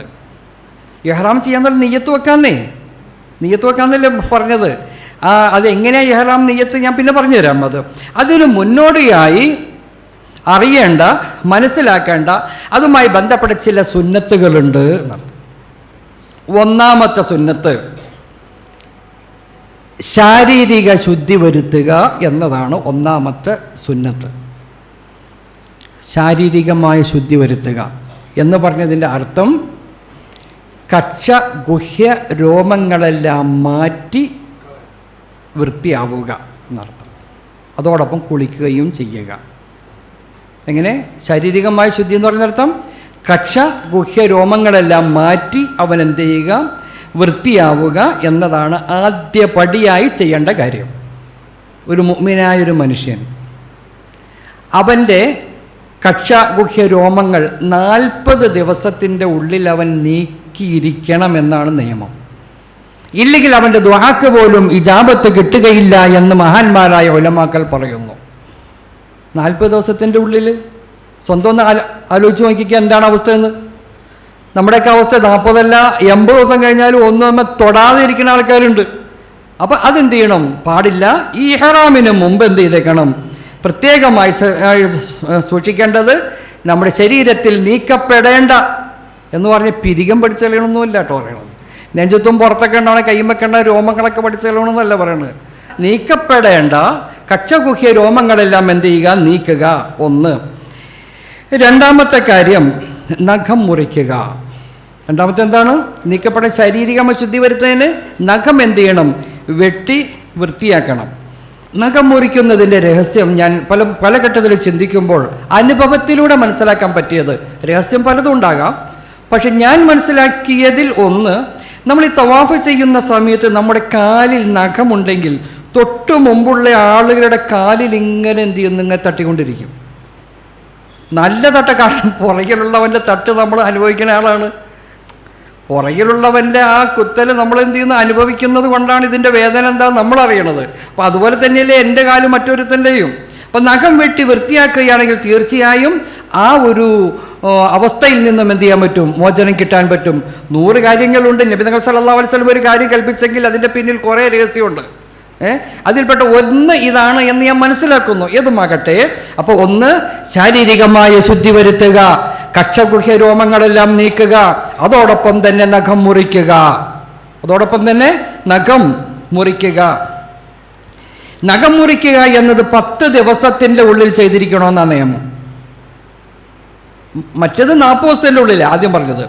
രണ്ടാമത്തെ നഖം മുറിക്കുക സ്ത്രീകളും അങ്ങനെ തന്നെയാണ്. സ്ത്രീകൾക്കും ഇത് ബാധകമാണ്. 10 ദിവസത്തിൻ്റെ ഉള്ളിൽ നാം എന്ത് ചെയ്യണം? വെട്ടിയിരിക്കണം. അതല്ല എല്ലാ വെള്ളിയാഴ്ച ജുമാക്ക് മുമ്പ് പള്ളിയിൽ പോണ സമയത്ത് നമ്മുടെയൊക്കെ കാർന്നന്മാർ നഖമൊക്കെ വെട്ടി വൃത്തിയാക്കാറുണ്ടല്ലോ. അതിലൊക്കെ പിന്നിൽ വലിയ രഹസ്യങ്ങളുണ്ടായിരുന്നു. ഇന്നിപ്പോൾ അതൊന്നുമില്ല. സുബ്ഹാനല്ലാഹ്, ഇങ്ങനെ നീണ്ടിരിക്കും നമ്മുടെയൊക്കെ മക്കളുടെ. ശരി, അതിൻ്റെ ഉള്ളിൽ എന്തൊക്കെയാണ് കയറിയിരിക്കണമെന്ന് പഠിച്ചോ എനിക്കറിയാം. അങ്ങനെ നഖം വെട്ടുക. മൂന്നാമത്തേത് ഇഹ്റാമിൻ്റെ കുളിക്കുക. മൂന്നാമത്തെ സുന്നത്ത് എന്താണ്? ഇഹ്റാമിന് വേണ്ടിയുള്ള കുളി. എങ്ങനെ കുളിക്കണേ? സുന്നത്ത് കുളി. അതെ, സുന്നത്താണ്, സുന്നത്തായ കുളി. അപ്പം ഉംറയുടെ ഇഹ്റാമിന് വേണ്ടിയുള്ള സുന്നത്തായ കുളി ഞാൻ കുളിക്കുന്നു എന്ന നീയത്ത് അറിയാലോ. ഓരോന്നിനും ഓരോ നീയത്തുണ്ടല്ലോ. ജുമാക്ക് പള്ളിയിൽ പോകുമ്പോൾ എന്താ നീയത്ത് വെക്കണത്? കുറച്ച് വെള്ളം കോരി ഒഴിച്ച് അങ്ങോട്ട് കുളിച്ച് അവിടെ മേത്ത് വെള്ളം വെച്ച് വെച്ചിട്ട് പോകും. അതുകൊണ്ട് കുളിയാവൂല, ഒന്നും ആവൂല. എന്തുള്ളൂ? വെള്ളം നനച്ച് എന്ന് മാത്രമേ ഉള്ളൂ. വേറൊന്നും അതിൻ്റെ കൂലി കിട്ടൂല. കൂലി ഇടണ എന്ത് ചെയ്യണം? ജുമാൻ്റെ സുന്നത്തിന് വേണ്ടിയുള്ള കുളി ഞാൻ കുളിക്കുന്നു. അല്ലെങ്കിൽ മറ്റ് പെരുന്നാളിന് വേണ്ടി പോകുമ്പോൾ ചെറിയ പെരുന്നാളിന് വേണ്ടിയുള്ള സുന്നത്തായ കുളി ഞാൻ കുളിക്കുന്നു. വലിയ പെരുന്നാളിന് പോകുമ്പോൾ ബലി പെരുന്നാളിന് വേണ്ടിയുള്ള സുന്നത്തായ കുളി ഞാൻ എന്ത് ചെയ്യുന്നു? കുളിക്കുന്നു. ഇനി വലിയ അശുദ്ധിക്കാരനാണെങ്കിലോ എന്തായിക്കണത്? വലിയ ശുദ്ധിയെ ഉയർത്താൻ വേണ്ടി ഞാൻ എന്ത് ചെയ്യുന്നു? കുളിക്കുന്നു എന്ന് നീയത്ത് വെച്ചുകൊണ്ട്. അപ്പം ഉംറയുടെ ഇഹ്റാമിന് വേണ്ടിയുള്ള സുന്നത്തായ കുളി ഞാൻ കുളിക്കുന്നു എന്ന് നീയത്ത് വെക്കുക. മനസ്സിലായല്ലോ? കുളിച്ചു. അടുത്തത്, ഇവിടെ ഒരു സംശയം സഹോദരിമാർക്ക് ഉണ്ടാകാറുണ്ട്. പൊതുവെ എല്ലാവർക്കും ഉണ്ടാകാറുണ്ട്. ഈ ഇരിക്കുന്നവർക്കും ഉണ്ടാവുമെന്ന് എനിക്കറിയാൻ പാടില്ല. ഹജ്ജിന് പോകുന്ന, ഉംറക്ക് പോകുന്ന സഹോദരിമാർ പോകുന്ന ഘട്ടത്തിൽ, അവർ മാസമുറയുടെ കാലഘട്ടത്തിലാണെങ്കിൽ വീട്ടിൽ നിന്ന് ഇറങ്ങുന്നതിന് മുമ്പ് ഇപ്പോൾ കുളിച്ചിട്ട് പോകണമെന്നല്ല, കുളിച്ചിട്ടില്ല, വീട്ടിൽ നിന്ന് ഇറക്കി കൊണ്ടുപോയിട്ടില്ല ഉസ്താദ്. അതിനുമുമ്പ് ചെയ്യേണ്ട പണിയൊക്കെ ഈ പറഞ്ഞു തന്നത്. അപ്പോൾ എന്ത് ചെയ്തു? ഈ കുളിക്കുന്ന കുളി, ഞാൻ അശുദ്ധിക്കാരിയാണല്ലോ, ഞാൻ കുളിക്കണോ ഉംറക്ക് വേണ്ടി പോകുമ്പോൾ? അല്ലെങ്കിൽ ഹജ്ജിനുള്ള യാത്രാവേള ഞാൻ കുളിക്കണോ? ഞാൻ അശുദ്ധിക്കാരിയല്ലേ? കുളിക്കണം. മനസ്സിലാക്കിക്കോ. എന്ത് ചെയ്യണം? കുളിക്കണം. നിയ്യത്ത് വെക്കണോ? നിയ്യത്ത് വെക്കണം. എന്ത് നിയ്യത്ത്? ഉംറയുടെ ഇഹ്റാമിന് വേണ്ടിയുള്ള സുന്നത്തായ കുളി ഞാൻ കുളിക്കുന്നു എന്ന നിയ്യത്തോടെ നിയ്യത്ത് വെക്കണം. മറ്റേ അശുദ്ധി ഉയരൂല്ല, അത് വേറെ കാര്യം. പക്ഷെ ആ സുന്നത്ത് എന്ത് ചെയ്യുന്നു? അവർക്ക് കിട്ടുന്നതാണ്. അതുപോലെ കുട്ടികൾ നമ്മുടെ കൂടെ ഉണ്ടെങ്കിൽ, കുട്ടികൾ നമ്മുടെ കൂടെ ഹജ്ജിനോ ഉംറക്കോ കൊണ്ടുപോകുന്നുണ്ടെങ്കിൽ അവരെയും കുളിപ്പിക്കണം. അവരെയും കുളിപ്പിച്ച് ഈ നിയ്യത്തോടുകൂടി ഈ കുട്ടിയുടെ സുന്നത്തായ കുളിപ്പിക്കൽ, ഉംറയ്ക്ക് വേണ്ടിയുള്ള സുന്നത്തായ കുളിപ്പിക്കൽ ഞാൻ കുളിപ്പിക്കുന്നു. കാരണന്മാരെ കുളിപ്പിക്കണമെങ്കിൽ അങ്ങനെ എന്ത് ചെയ്തേക്കണം? കുട്ടിക്ക് വേണ്ടി നാം എന്ത് ചെയ്യണം? നിയ്യത്ത് വെച്ചുകൊണ്ട് കുളിപ്പിക്കണം. അത് കഴിഞ്ഞ്, കുളിയെല്ലാം കഴിഞ്ഞതിന് ശേഷം സുഗന്ധം പൂശുക എന്ന സുന്നത്താണ്. എന്ത്? സുഗന്ധം പൂശുക. ആര്? പുരുഷന്മാർ മാത്രം. സ്ത്രീകൾക്ക് ഇങ്ങനെ സുഗന്ധമൊന്നും പൂശാൻ പാടില്ല എന്നല്ലേ നമ്മുടെ നിയമത്തിൽ ഉള്ളത്. അപ്പോൾ അതോ അവർക്കോ? ഒരു കാര്യം മനസ്സിലാക്കുക, ഇതൊരു പ്രത്യേകമായ വേളയാണ്, പ്രത്യേകമായ സന്ദർഭമാണ്. സ്ത്രീകൾക്ക് കൂടുതൽ അടിച്ചു വീശാത്ത നിലയിലുള്ള സുഗന്ധം അവർക്ക് പൂശാം. ഏത് ഘട്ടത്തിൽ? ഈ ഹജ്ജിൻ്റേത്, ഉംറയുടേതായി ഇഹ്റാമിന് വേണ്ടി കുളിച്ചതിന് ശേഷമുള്ള ഘട്ടത്തിൽ എന്ത് ചെയ്യാം? അവർക്ക് പൂശാം. എവിടെ പൂശണം? ശരീരത്തിൽ, വസ്ത്രത്തിലല്ല. അവിടെ പ്രശ്നം. എന്ത് ചെയ്യാൻ പാടില്ല? വസ്ത്രത്തിലല്ല പൂശേണ്ടത്. പിന്നെ എന്ത് ചെയ്യുന്നു? അല്പം എടുത്തിട്ട് ശരീരത്തിൻ്റെ ഭാഗത്ത് എന്ത് ചെയ്യുക? പൂശൽ പ്രത്യേകമായ സുന്നത്താണ്. അതുപോലെ ഇഹ്റാമിൻ്റെ വസ്ത്രങ്ങൾ പുതിയ വസ്ത്രം ധരിക്കുക എന്നതും പ്രത്യേകമായ സുന്നത്താണ്. നമ്മൾ ഇഹ്റാം ചെയ്തിട്ടില്ല കേട്ടാ. ഒന്നാമത്തെ പറലേ കടന്നപ്പോൾ നമ്മൾ ഉണ്ടോ? കടക്കാൻ പോകണല്ലേ ഉള്ളൂ. അതിൻ്റെ മുഖവുരയായി ആമുഖമായി ചെയ്യേണ്ട നിബന്ധനകളാണ്, ഷർത്തുകളായി, സുന്നത്തുകളാണ് പറയുന്നത്. ഷർത്തല്ല, സുന്നത്തുകളാണ് പറഞ്ഞത്. നിയത്ത് വെക്കാൻ നമുക്ക് അവിടെ നിൽക്കട്ടെ. എന്തൊക്കെയാണ് പറഞ്ഞത്? ഒന്ന്, ശാരീരികമായി ശുദ്ധി വരുത്തുക. അതായത് കക്ഷഗുഹ്യ രോമങ്ങളെല്ലാം നീക്കി നഖം വെട്ടി വൃത്തിയാക്കി കുളിക്കുക. കുളിക്കുമ്പോൾ ഉംറയുടെ ഇഹ്റാമിന് വേണ്ടിയുള്ള സുന്നത്തായ കുളി ഞാൻ കുളിക്കുന്നു എന്ന നിയ്യത്തോടുകൂടെ എന്ത് ചെയ്യുക? കുളിക്കുക. എന്നിട്ട് കുളിച്ചതിന് ശേഷം അല്പം സുഗന്ധമൊക്കെ പൂശി ഇഹ്റാമിൻ്റെ വസ്ത്രം എന്ത് ചെയ്യുക? ധരിക്കുക. ഇഹ്റാമിൻ്റെ വസ്ത്രം എന്ത് ചെയ്യുക? ധരിക്കുക. അതിന് നമുക്കൊരു രീതി നമുക്ക് കണ്ടെത്താം. അതായത് നിങ്ങളെപ്പോഴാണ് പോണത്? മക്കത്തൊക്കെ പോണ സമയം എന്ന് പറഞ്ഞ് നാളെ രാവിലെ 8 മണിക്ക്. നാളെ രാവിലെ 8 മണിക്ക് വീട്ടിൽ നിന്ന് ഇറങ്ങണമെന്നാണ് ഓർഡർ വന്നേക്കണത്. അപ്പോൾ 8 മണിക്ക് മുമ്പ് വീട്ടിൽ വെച്ച് എന്ത് ചെയ്തേക്കണം? ഈ പറഞ്ഞ പണിയൊക്കെ ചെയ്തേക്കണമെന്നർത്ഥം. ഈ പറഞ്ഞ പണിയൊക്കെ ചെയ്ത് എല്ലാം കഴിഞ്ഞ് ഇഹ്റാമിൻ്റെ വസ്ത്രങ്ങൾ ഇട്ട്, ചിലപ്പോൾ എയർപോർട്ടിൽ ചെന്നതിന് ശേഷം നിങ്ങൾക്ക് ക്യാമ്പിൽ സൗകര്യം ഉണ്ടെങ്കിൽ ഇഹ്റാമിൻ്റെ വസ്ത്രം അവിടെ ചെന്നിട്ടിട്ടാലും മതി, കുഴപ്പമൊന്നുമില്ല. ഇവിടെ നിന്ന് തന്നെ ഇട്ടുകൊണ്ട് പോകണമെന്നില്ല. എന്ന് പറയുക ഷർട്ടും മുണ്ടും പാൻറ്റൊക്കെ ഇട്ടുകൊണ്ട് പോകാം. ഇഹ്റാം എന്ന് നിയ്യത്തിന് മുമ്പ് എന്ത് ചെയ്തൊക്കെ മാറ്റി എന്ത് ചെയ്തേക്കണം? വൃത്തിയാക്കണം. ഇപ്പം നിങ്ങൾ ഇഹ്റാം ഇവിടുന്ന് ചെയ്യുന്നു എന്ന് കരുതിക്കോ. എപ്പോഴാണോ നിങ്ങളെന്ത് ഇഹ്റാം നിയ്യത്ത് വെക്കുന്നത് അതിന് മുന്നോടിയായി ചെയ്യുക. അപ്പോൾ വീട്ടിൽ നിന്നും രാവിലെ 8 മണിക്ക് ഇറങ്ങാൻ തീരുമാനിച്ചിരിക്കുന്ന നിങ്ങൾ അതിനു മുമ്പ് തന്നെ ഈ പറഞ്ഞ പണിയെല്ലാം ചെയ്ത് വൃത്തിയായി സുഗന്ധങ്ങളെല്ലാം പൂശി ഡ്രസ്സൊക്കെ ഇട്ട് കഴിഞ്ഞ്, ഡ്രസ്സ് എന്ന് പറയാം ഇഹ്റാമിൻ്റെ ഡ്രസ്സ് ഇട്ടെന്ന് സങ്കല്പിച്ചോ നിങ്ങൾ.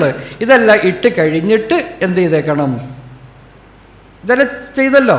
ഇനി വീട്ടിൽ വച്ച് തന്നെ 2 റക്അത്ത് സുന്നത്ത് നിസ്കരിക്കണം. അടുത്ത പണി അതാണ്. എന്ത് ചെയ്യണം? വീട്ടിൽ വെച്ച് തന്നെ 2 റക്അത്ത് സുന്നത്ത് നിസ്കരിക്കണം. ഏത്? സഫറിൻ്റെ സുന്നത്ത് എന്ന് പറയും. ഏതാണ്? യാത്രയുടെ സുന്നത്ത്. യാത്രയുടെ. അപ്പം എങ്ങനെയാണ് അതിൻ്റെ നിയ്യത്ത് വെക്കേണ്ടത്? യാത്രയുടെ സുന്നത്ത് നിസ്കാരം 2 റക്അത്ത് അല്ലാഹു തആലാക്ക് വേണ്ടി ഞാൻ നമസ്കരിക്കുന്നു എന്ന നിയ്യത്തോടുകൂടെ നമ്മൾ എന്ത് ചെയ്യണം? നിസ്കരിക്കണം. നിസ്കരിക്കാൻ പറ്റുന്നവരാണ്.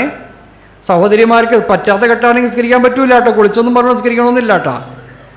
അപ്പോൾ എന്ത് ചെയ്യണു? 2 റക്അത്ത്. ഇതിൽ ആദ്യത്തെ റക്അത്തിൽ ഫാത്തിഹാക്ക് ശേഷം ഖുൽ യാ അയ്യുഹൽ കാഫിറൂനയും, രണ്ടാമത്തെ റക്അത്തിൽ ഫാത്തിഹാക്ക് ശേഷം ഖുൽ ഹുവല്ലാഹു അഹദും ഓതി സലാം വീട്ടുക. മനസ്സിലായില്ലേ? അപ്പോൾ വീട്ടിൽ നിന്ന് തന്നെ കുളിയും കഴിഞ്ഞ് എന്ത് ചെയ്തു? ഡ്രസ്സും ഇട്ട് നിസ്കാരവും വീട്ടിൽ വെച്ച് എന്ത് ചെയ്തു? കഴിഞ്ഞു. ഇത് കഴിഞ്ഞാൽ അപ്പോൾ ആ 2 റക്അത്തിൽ ഏതൊക്കെ ഓതണം? ഖുൽ യാ അയ്യുഹൽ കാഫിറൂൻ ആദ്യത്തെ റക്അത്തിൽ ഫാത്തിഹയ്ക്ക് ശേഷം, രണ്ടാമത്തെ റക്അത്തിൽ ഫാത്തിഹയ്ക്ക് ശേഷം ഖുൽ ഹുവല്ലാഹു അഹദ് ഓതി.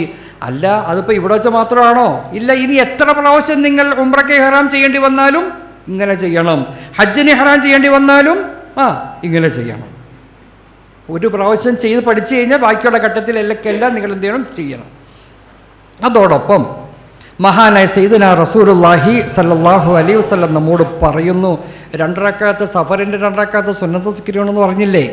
നബിതങ്ങൾ അതിൽ പ്രചോദനമായി പറയുന്നു, മാ ഖല്ലഫ അഹദുൻ ഇൻദ അഹ്ലിഹി അഫ്ളല മിൻ റക്അത്തൈനി യർകഉഹുമാ ഇൻദഹും ഹത്താ യുരീദു സഫറ. യാത്രയ്ക്ക് ഉദ്ദേശിക്കുന്ന ഒരു മനുഷ്യൻ 2 റക്അത്ത് അവൻ നമസ്കരിക്കുന്നുവെങ്കിൽ അവൻ്റെ കുടുംബത്തിൽ അവശേഷിപ്പിച്ചിട്ട് പോകുന്നതിൽ ഏറ്റവും അഫ്ളലായ കാര്യമാണത്. കുടുംബത്തിൽ എൻ്റെ ഭാര്യ വീട്ടിലുണ്ട്, എൻ്റെ മക്കളുണ്ട്, എൻ്റെ സമ്പത്തുണ്ട്, എല്ലാം ഉണ്ട് എൻ്റെ വീട്ടിൽ. അങ്ങനെയുള്ളവരുടെ സുരക്ഷിതത്വം വേണം. ഞാനിതാ ഒരു നിക്ഷേപ സ്വത്തായി ഞാൻ ഇട്ടിട്ട് പോകുന്നു 2 റക്അത്ത് സഫറിൻ്റെ നിസ്കാരം. സയ്യിദുനാ റസൂലുള്ളാഹി സ്വല്ലല്ലാഹു അലൈഹി വസല്ലം. അപ്പം അവകൾക്കെല്ലാത്തിനും സുരക്ഷിതത്വമാണ് നിൻ്റെ 2 റക്അത്ത് നിസ്കാരം എന്നർത്ഥം. മനസ്സിലായില്ലേ? അതോടൊപ്പം ആ നിസ്കാരം കഴിഞ്ഞ് അവിടെ തന്നെ ഇരുന്ന് ഒരു ആയത്തുൽ കുർസി ഓതാം. ആയത്തുൽ കുർസി എല്ലാവർക്കും അറിയാമല്ലോ. അല്ലാഹു ലാ ഇലാഹ ഇല്ലാഹുൽ ഹയ്യുൽ ഖയ്യൂം എന്ന ആ ആയത്തുൽ കുർസി എന്ത് ചെയ്യുക? ആയത്തുൽ കുർസി ആണെന്നറിയാമോ? അമീറു ആയാത്തുൽ ഖുർആൻ എന്നാണ് ആയത്തുൽ കുർസിയെ പറ്റി പറയുന്നത്. ഖുർആനിൻ്റെ ആയത്തുകളുടെ അമീറാണ്, ചീഫാണ് ആര്? ആയത്തുൽ കുർസി എന്നത്. ആ ആയത്തുൽ കുർസി അവിടെ ഇരുന്ന് ഒരു പ്രാവശ്യം എന്ത് ചെയ്യുക? ഓതുക. അതോടൊപ്പം തന്നെ ലിഇലാഫി ഖുറൈശിൻ ഇലാഫിഹിം റിഹ്ലത ശിതാഇ വസ്സൈഫ് എന്ന ആ ഒരു സൂറത്തും കൂടി ഓതൽ പ്രത്യേകമായ സുന്നത്താണ്. ഇതിൽ ബുദ്ധിമുട്ട് വല്ലതുണ്ടോ? നിസ്സാരം, എല്ലാവർക്കും അറിയാവുന്ന കാര്യമല്ലേ ഉള്ളൂ. അപ്പോൾ വീട്ടിൽ നിന്ന് ഇറങ്ങുന്നതിന് മുമ്പ് ഈ പറഞ്ഞ കാര്യങ്ങളൊക്കെ ചെയ്ത് 2 റക്അത്ത് യാത്രയുടെ സുന്നത്തും കൂടി നിസ്കരിച്ച് അതിനുശേഷം അവിടെ ഇരുന്ന് ഒരു ആയത്തുൽ കുർസി ഓതി പിന്നീട് ഒരു ലിഇലാഫി ഖുറൈശിൻ ഓതിക്കഴിഞ്ഞിട്ട് അവൻ അവിടെ നിന്നും എഴുന്നേറ്റു. അവൻ്റെ കുടുംബത്തിൻ്റെ ഉള്ളിലുള്ള അവൻ്റെ കുടുംബാദികളായ സ്ത്രീകളുണ്ടാകും, പുരുഷന്മാരൊക്കെ പുറത്തായിരിക്കും നിൽക്കുന്നത്, ആയിക്കോട്ടെ, അവർക്ക് ബന്ധപ്പെടേണ്ടവരോടൊക്കെ എല്ലാവരോടും ഞാൻ പോകാണ്, വിശുദ്ധമായ ഹറമിലേക്ക് ഞാൻ ഉംറയ്ക്ക് വേണ്ടി അല്ലെങ്കിൽ ഹജ്ജിന് വേണ്ടി ഞാൻ പോകാണ്, നിങ്ങളെല്ലാവരും എനിക്ക് വേണ്ടി ദുആ ചെയ്യണം എന്ന നിലയിൽ അവിടെ ഉള്ളിലുള്ളവരോടും അതിനുശേഷം പുറത്ത് നിൽക്കുന്നവരോടും അവൻ എന്ത് ചെയ്തേക്കണം? യാത്ര പറയണം. യാത്ര എന്ത് ചെയ്തേക്കണം? അവരോടൊക്കെ യാത്ര പറഞ്ഞു. അവൻ്റെ കൂട്ടുകുടുംബാദികളോടും അവൻ്റെ കൂട്ടുകാരോടും എന്ത് ചെയ്തേക്കണം? അവൻ യാത്രയെല്ലാം പറഞ്ഞിട്ട് എന്തെങ്കിലുമൊക്കെ ഒരു ഹദിയ കൊടുക്കാൻ പറ്റുമെങ്കിൽ അവിടെ വന്നേക്കണ ആളുകൾക്ക് ഹദിയൊക്കെ സ്വീകരിക്കാൻ പറ്റുന്ന പാവപ്പെട്ടവരൊക്കെ ഉണ്ടാവും. എന്തെങ്കിലുമൊക്കെ ഒന്ന് ചെറുതായിട്ട്, വലിയ സംഖ്യ അല്ല, കയ്യിലുള്ളതൊക്കെ പോലെ എന്ത് ചെയ്യണം? ഒരു സദക്ക കൊടുക്കൽ നമ്മുടെ യാത്രയിൽ ബർക്കത്തുണ്ടാക്കുന്നതിന് ഏറ്റവും ഹൈറായ ഒരു കാര്യമാണ്.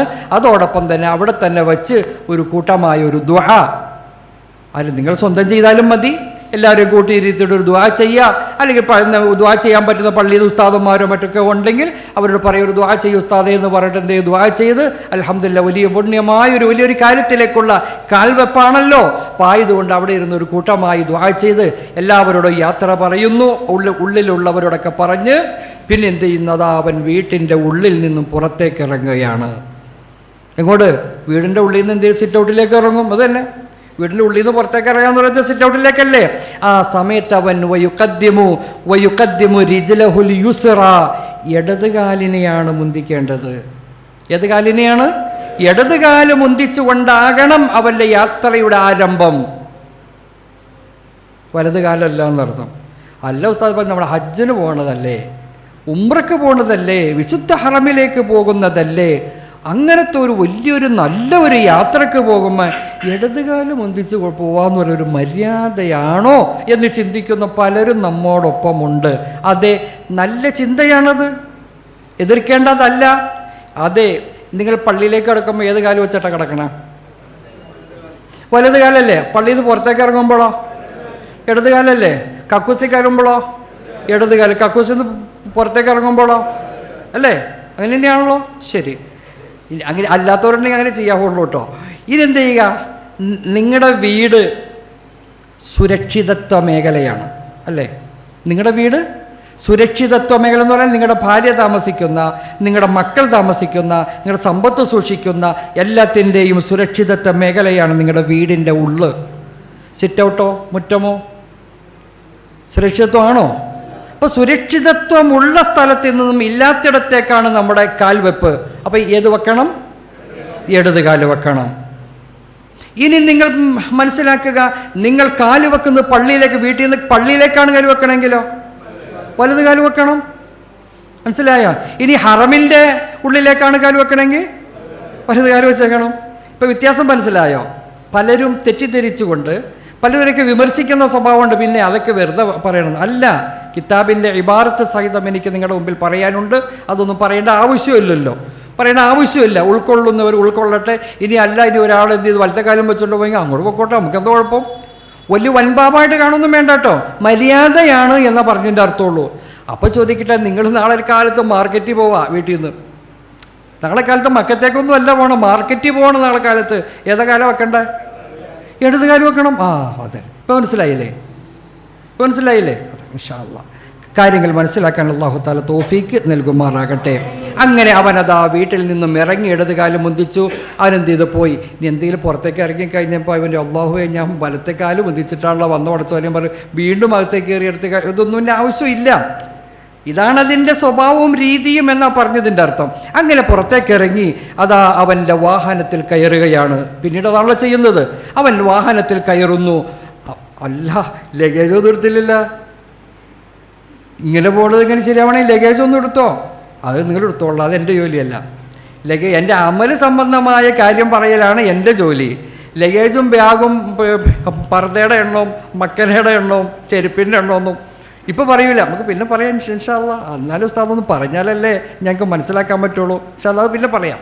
ഇപ്പം എൻ്റെ ജോലി എന്താണ്? നിങ്ങളുടെ അമലുകൾ എങ്ങനെയാകണം. ലഗേജുകളൊക്കെ എടുത്ത് വണ്ടി കയറ്റിക്കൊള്ളോട്ടോ അതിന് മുമ്പ്, അത് പിന്നെ പറയാം ഇൻഷാ അല്ലാ. അപ്പം നിങ്ങൾ എന്ത് ചെയ്യുന്നു? വാഹനത്തിൽ കയറി കഴിഞ്ഞു. വാഹനം ഇതാ യാത്ര ആരംഭിക്കുകയാണ്. വാഹനം മുന്നോട്ട് നീങ്ങുമ്പോൾ ബാക്കിൽ നിന്നുകൊണ്ട് ആരെങ്കിലും ഒന്ന് ഏർപ്പാടാക്കിയേക്കണം. എന്തിനു വേണ്ടി? ബാങ്കും ഇഖാമത്തും കൊടുക്കുന്നതിന് വേണ്ടി. അപ്പം എന്ത് ചെയ്യുന്നു? അവൻ എന്ത് ചെയ്യണം? അവൻ്റെ പിന്നിൽ നിന്നുകൊണ്ട് ഒരാൾ എന്ത് ചെയ്യണം? ബാങ്കും കൊടുക്കണം. പിന്നെന്തും വേണം? ഇഖാമത്തും ഉണ്ട്. ചിലരെന്ത് ചെയ്യുന്നു? ബാങ്ക് മാത്രം കൊടുത്താൽ മതി എന്ന് പറയും. ഒരു ഒച്ചയിൽ വിറ്റ് വിളിക്കേണ്ട, കൂട്ടബാങ്കൊന്നും വേണ്ട. ചില സ്ഥലങ്ങളിൽ വിളിക്കും, കൂട്ടബാങ്ക് വിളിക്കണ സ്വഭാവം ഒന്നും വേണ്ട. ഒരാൾ സാമാന്യം ശബ്ദത്തിൽ അടുത്ത് നിൽക്കുന്ന ആൾക്കാരെ കിളക്കാവുന്ന നിൽക്കത്തിൽ ബാങ്ക് കൊടുക്കുക. തൊട്ട് പുറകിൽ എന്ത് ചെയ്യുക? ഇഖാമത്തും കൊടുക്കുക. ഇതാണ് അതിൻ്റെ. എന്നിട്ട് അവൻ വണ്ടിക്കകത്ത് കയറി കഴിഞ്ഞാൽ പിന്നെ യാത്രയിൽ ചൊല്ലേണ്ട ദിക്റുകളൊക്കെ നമുക്കറിയാലോ. ബിസ്മില്ലാഹി തവക്കൽതു അലല്ലാഹി ലാ ഹൗല വലാ ഖുവത ഇല്ലാ ബില്ലാഹിൽ അലിയിൽ അലീം. ഇതൊക്കെ നമ്മൾ ചൊല്ലാറുണ്ടല്ലോ. സുബ്ഹാനല്ലദീ സഖറ ലനാ ഹാദാ വമാ കുന്നാ ലഹു മുഖ്രിനീൻ വ ഇന്നാ ഇലാ റബ്ബിനാ ലമുൻഖലിബൂൻ എന്നിത്യാദി ഈ ദുആകളൊക്കെ ചൊല്ലി പിന്നെ അവിടെ പോവുക. അതൊന്നും പ്രത്യേകിച്ച് പറഞ്ഞു തരേണ്ട ആവശ്യമില്ല. പോയി കഴിഞ്ഞ് നമ്മുടെ തൊട്ടടുത്തുള്ള പള്ളി, നിങ്ങളുടെ തൊട്ടടുത്തുള്ള പള്ളി ഏതാണോ ആ പള്ളിയിൽ ചെന്ന് പുരുഷന്മാർ അവിടെ ഇറങ്ങി പള്ളിയിൽ കയറി 2 റക്അത്ത് സുന്നത്ത് നിസ്കരിക്കുക. എന്നിട്ട് നമ്മുടെ കാരണവന്മാരൊക്കെ അവിടെ കിടപ്പുണ്ടാവും. അവരോട് ഒരു അസ്സലാമു അലൈക്കും സലാം പറയുക. അവർക്ക് വേണ്ടി ദുആ ചെയ്യുക. ഒരു ഫാത്തിഹായോ യാസീനൊക്കെ ഓതാൻ സമയമുണ്ടെങ്കിൽ അതെല്ലാം ചെയ്ത് അവർക്ക് വേണ്ടി ഒരു ഈസാൽ സവാബ് എല്ലാം ചെയ്ത് അൽഹംദുലില്ലാ അവരോടും ഒരു യാത്ര പറയുന്ന രീതിയിൽ അതാ നിങ്ങൾ വീണ്ടും വണ്ടിയിൽ വന്ന് കയറി ഇതാ പോവുകയാണ്. എങ്ങോട്ട് പോകുന്നു? എയർപോർട്ടിലേക്ക് പോകുന്നു, അല്ലെങ്കിൽ ഹജ്ജ് ക്യാമ്പിലേക്ക് പോകുന്നു. അങ്ങോട്ടല്ലേ പോണത്? ഹജ്ജ് ക്യാമ്പിലേക്ക് അല്ലെങ്കിൽ എയർപോർട്ടിലേക്കല്ലേ, രണ്ടൊരു സ്ഥലത്തേക്കാണല്ലോ നമ്മൾ പോണത്. ഈ പോകുന്ന വേളയിൽ അല്ല, അപ്പം വേറൊരു കാര്യമുണ്ടല്ലോ. ഇപ്പം നമ്മൾ ഇഹ്റാം ചെയ്തില്ലല്ലോ ഉസ്താദേ. ഇഹ്റാം ചെയ്താ ഒക്കെ ഒരുങ്ങി റെഡിയായി ഒന്നുമില്ല ഉസ്താദ്. ഇഹ്റാം ചെയ്തിട്ടില്ല, ഇത് 1ാമത്തെ ഫർദിലേക്ക് കടന്നിട്ടില്ല. കടക്കാം, ഇച്ചിരി കഴിയട്ടെ, കടക്കാം, ഇച്ചിരി കഴിയട്ടെ. ഇപ്പം എവിടെ എത്തിയിട്ടുള്ളൂ? നിങ്ങൾ എയർപോർട്ടിലെത്തി എന്നൂടെ വെക്കുക, അല്ലെങ്കിൽ ഹജ്ജ് ക്യാമ്പിലേക്ക് എത്തി എന്ന് വിചാരിക്കാം. യാത്ര എവിടെ എത്തി? എയർപോർട്ടിൽ, അല്ലെങ്കിൽ നിങ്ങൾക്ക് നിശ്ചയിക്കപ്പെട്ട സ്ഥലത്തെത്തി. അവിടെ ചെന്ന് കഴിയുമ്പോൾ കുറച്ച് കാര്യങ്ങളൊക്കെ ഉണ്ട്. അവിടുത്തെ സാങ്കേതികമായി ചെയ്യേണ്ട കുറേ നിയമങ്ങളും പാസ്പോർട്ട് സംബന്ധമായ, ടിക്കറ്റ് സംബന്ധമായ, അനുബന്ധമായ മറ്റു ചില കാര്യങ്ങളൊക്കെ ഉണ്ട് അല്ലേ? ഉണ്ടോ? ഉണ്ട്. അതൊക്കെ പ്രാഥമികമായി അതെല്ലാം ചെയ്തെല്ലാം റെഡിയായി കഴിഞ്ഞിട്ട് നിങ്ങൾക്ക് എന്ത് ചെയ്യാൻ പറ്റും? പിന്നെ സമയം കിട്ടും. എന്തിനു വേണ്ടി? ഇഹ്റാമിന് വേണ്ടിയുള്ള, ഇഹ്റാം എന്ന് പറയുന്ന 1ാമത്തെ ഫർളിലേക്ക് കടക്കുന്നതിന് സമയം നിങ്ങൾക്ക് കിട്ടും. ആ സമയത്ത് വീട്ടിൽ വെച്ചാണോ? യാത്രയിലാണോ? അല്ല. ആ സമയത്ത് എവിടെ? ക്യാമ്പിൽ ചെന്നാൽ, അല്ലെങ്കിൽ ഇനി ആ സ്ഥലത്ത് ചെന്നാൽ നിങ്ങൾക്ക് സമയം കിട്ടും. അവിടെ വച്ച് എന്ത് ചെയ്യണം? നിയ്യത്ത് വെക്കണം. മറ്റേ സാങ്കേതികമായ കാര്യങ്ങൾ നീക്കിക്കൊള്ളണം കേട്ടോ. അതെല്ലാം കഴിഞ്ഞിട്ട് പിന്നെ എന്ത് ചെയ്തേക്കണം? 1ാമത്തെ ഫർളായ ഉംറയുടെ 1ാമത്തെ ഫർളായ ഇഹ്റാമിലേക്ക് കടക്കുന്നതിന് മുമ്പ് 2 റക്അത്ത് സുന്നത്ത് നമസ്കരിക്കൽ സുന്നത്താണ്. ഉണ്ടോ നിങ്ങൾക്ക്? ഉണ്ട്. ഇല്ലെങ്കിലോ അവിടുന്ന് എടുത്തോളണം. ഇപ്പം എന്ത് ഒതുവൊക്കെ എടുത്ത് കഴിഞ്ഞതിന് ശേഷം ഇഹ്റാം നിസ്കരിക്കുന്നതിന് തൊട്ടു മുമ്പ് അവൻ ഡ്രസ്സ് ചേഞ്ച് ചെയ്തിട്ടില്ല എങ്കിൽ പുരുഷൻ എന്ത് ചെയ്തേക്കണം? ഇഹ്റാമിൻ്റെ ഡ്രസ്സ് ഏതാ? ഒരു മുണ്ടും ഒരു മേൽമുണ്ടും. ഇത് മാത്രമേ ഉള്ളൂ.